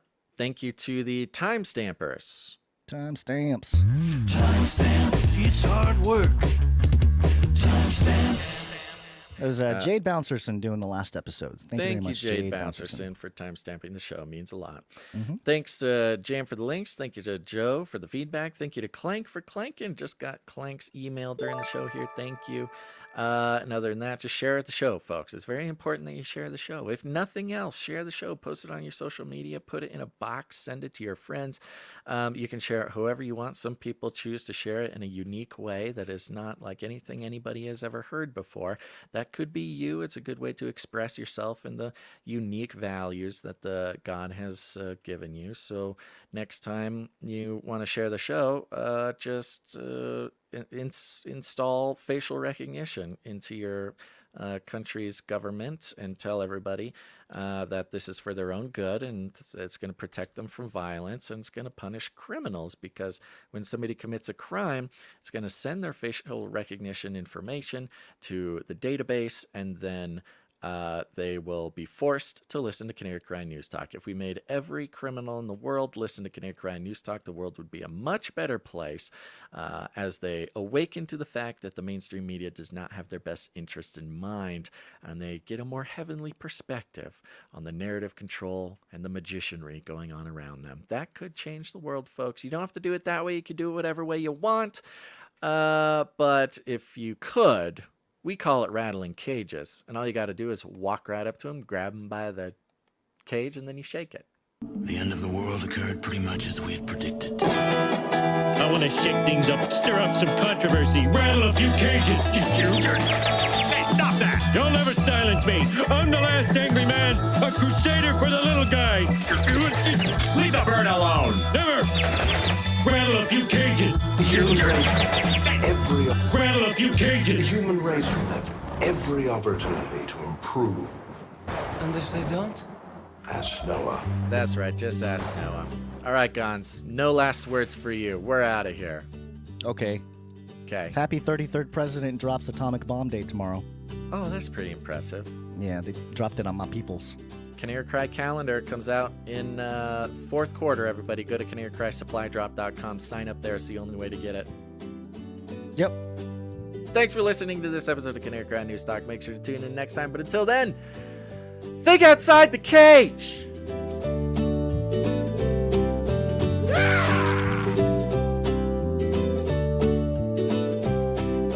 Do not come back, you Nazi psychopaths. We're all gonna die. I'll keep you warm and safe in my people's zoo. I love the Great Reset.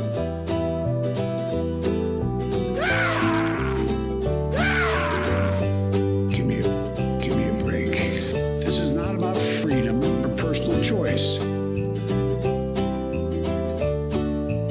Screw your freedom. Screw your freedom.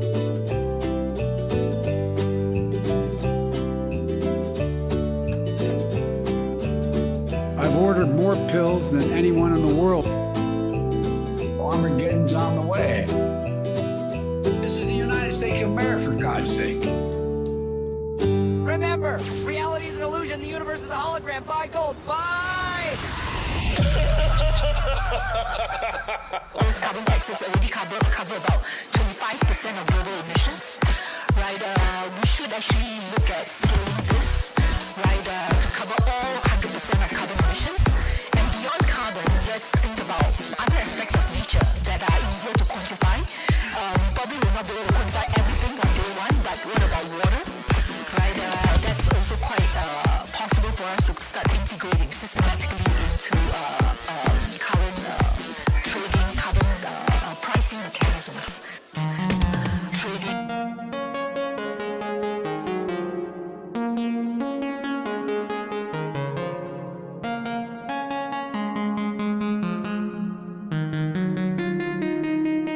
Rejoice in the Lord always, and again I say, rejoice. Let your moderation be known unto all men. The Lord is at hand.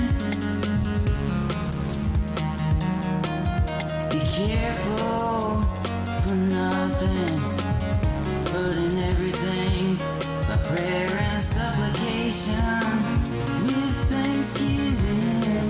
Let your requests be made known unto God.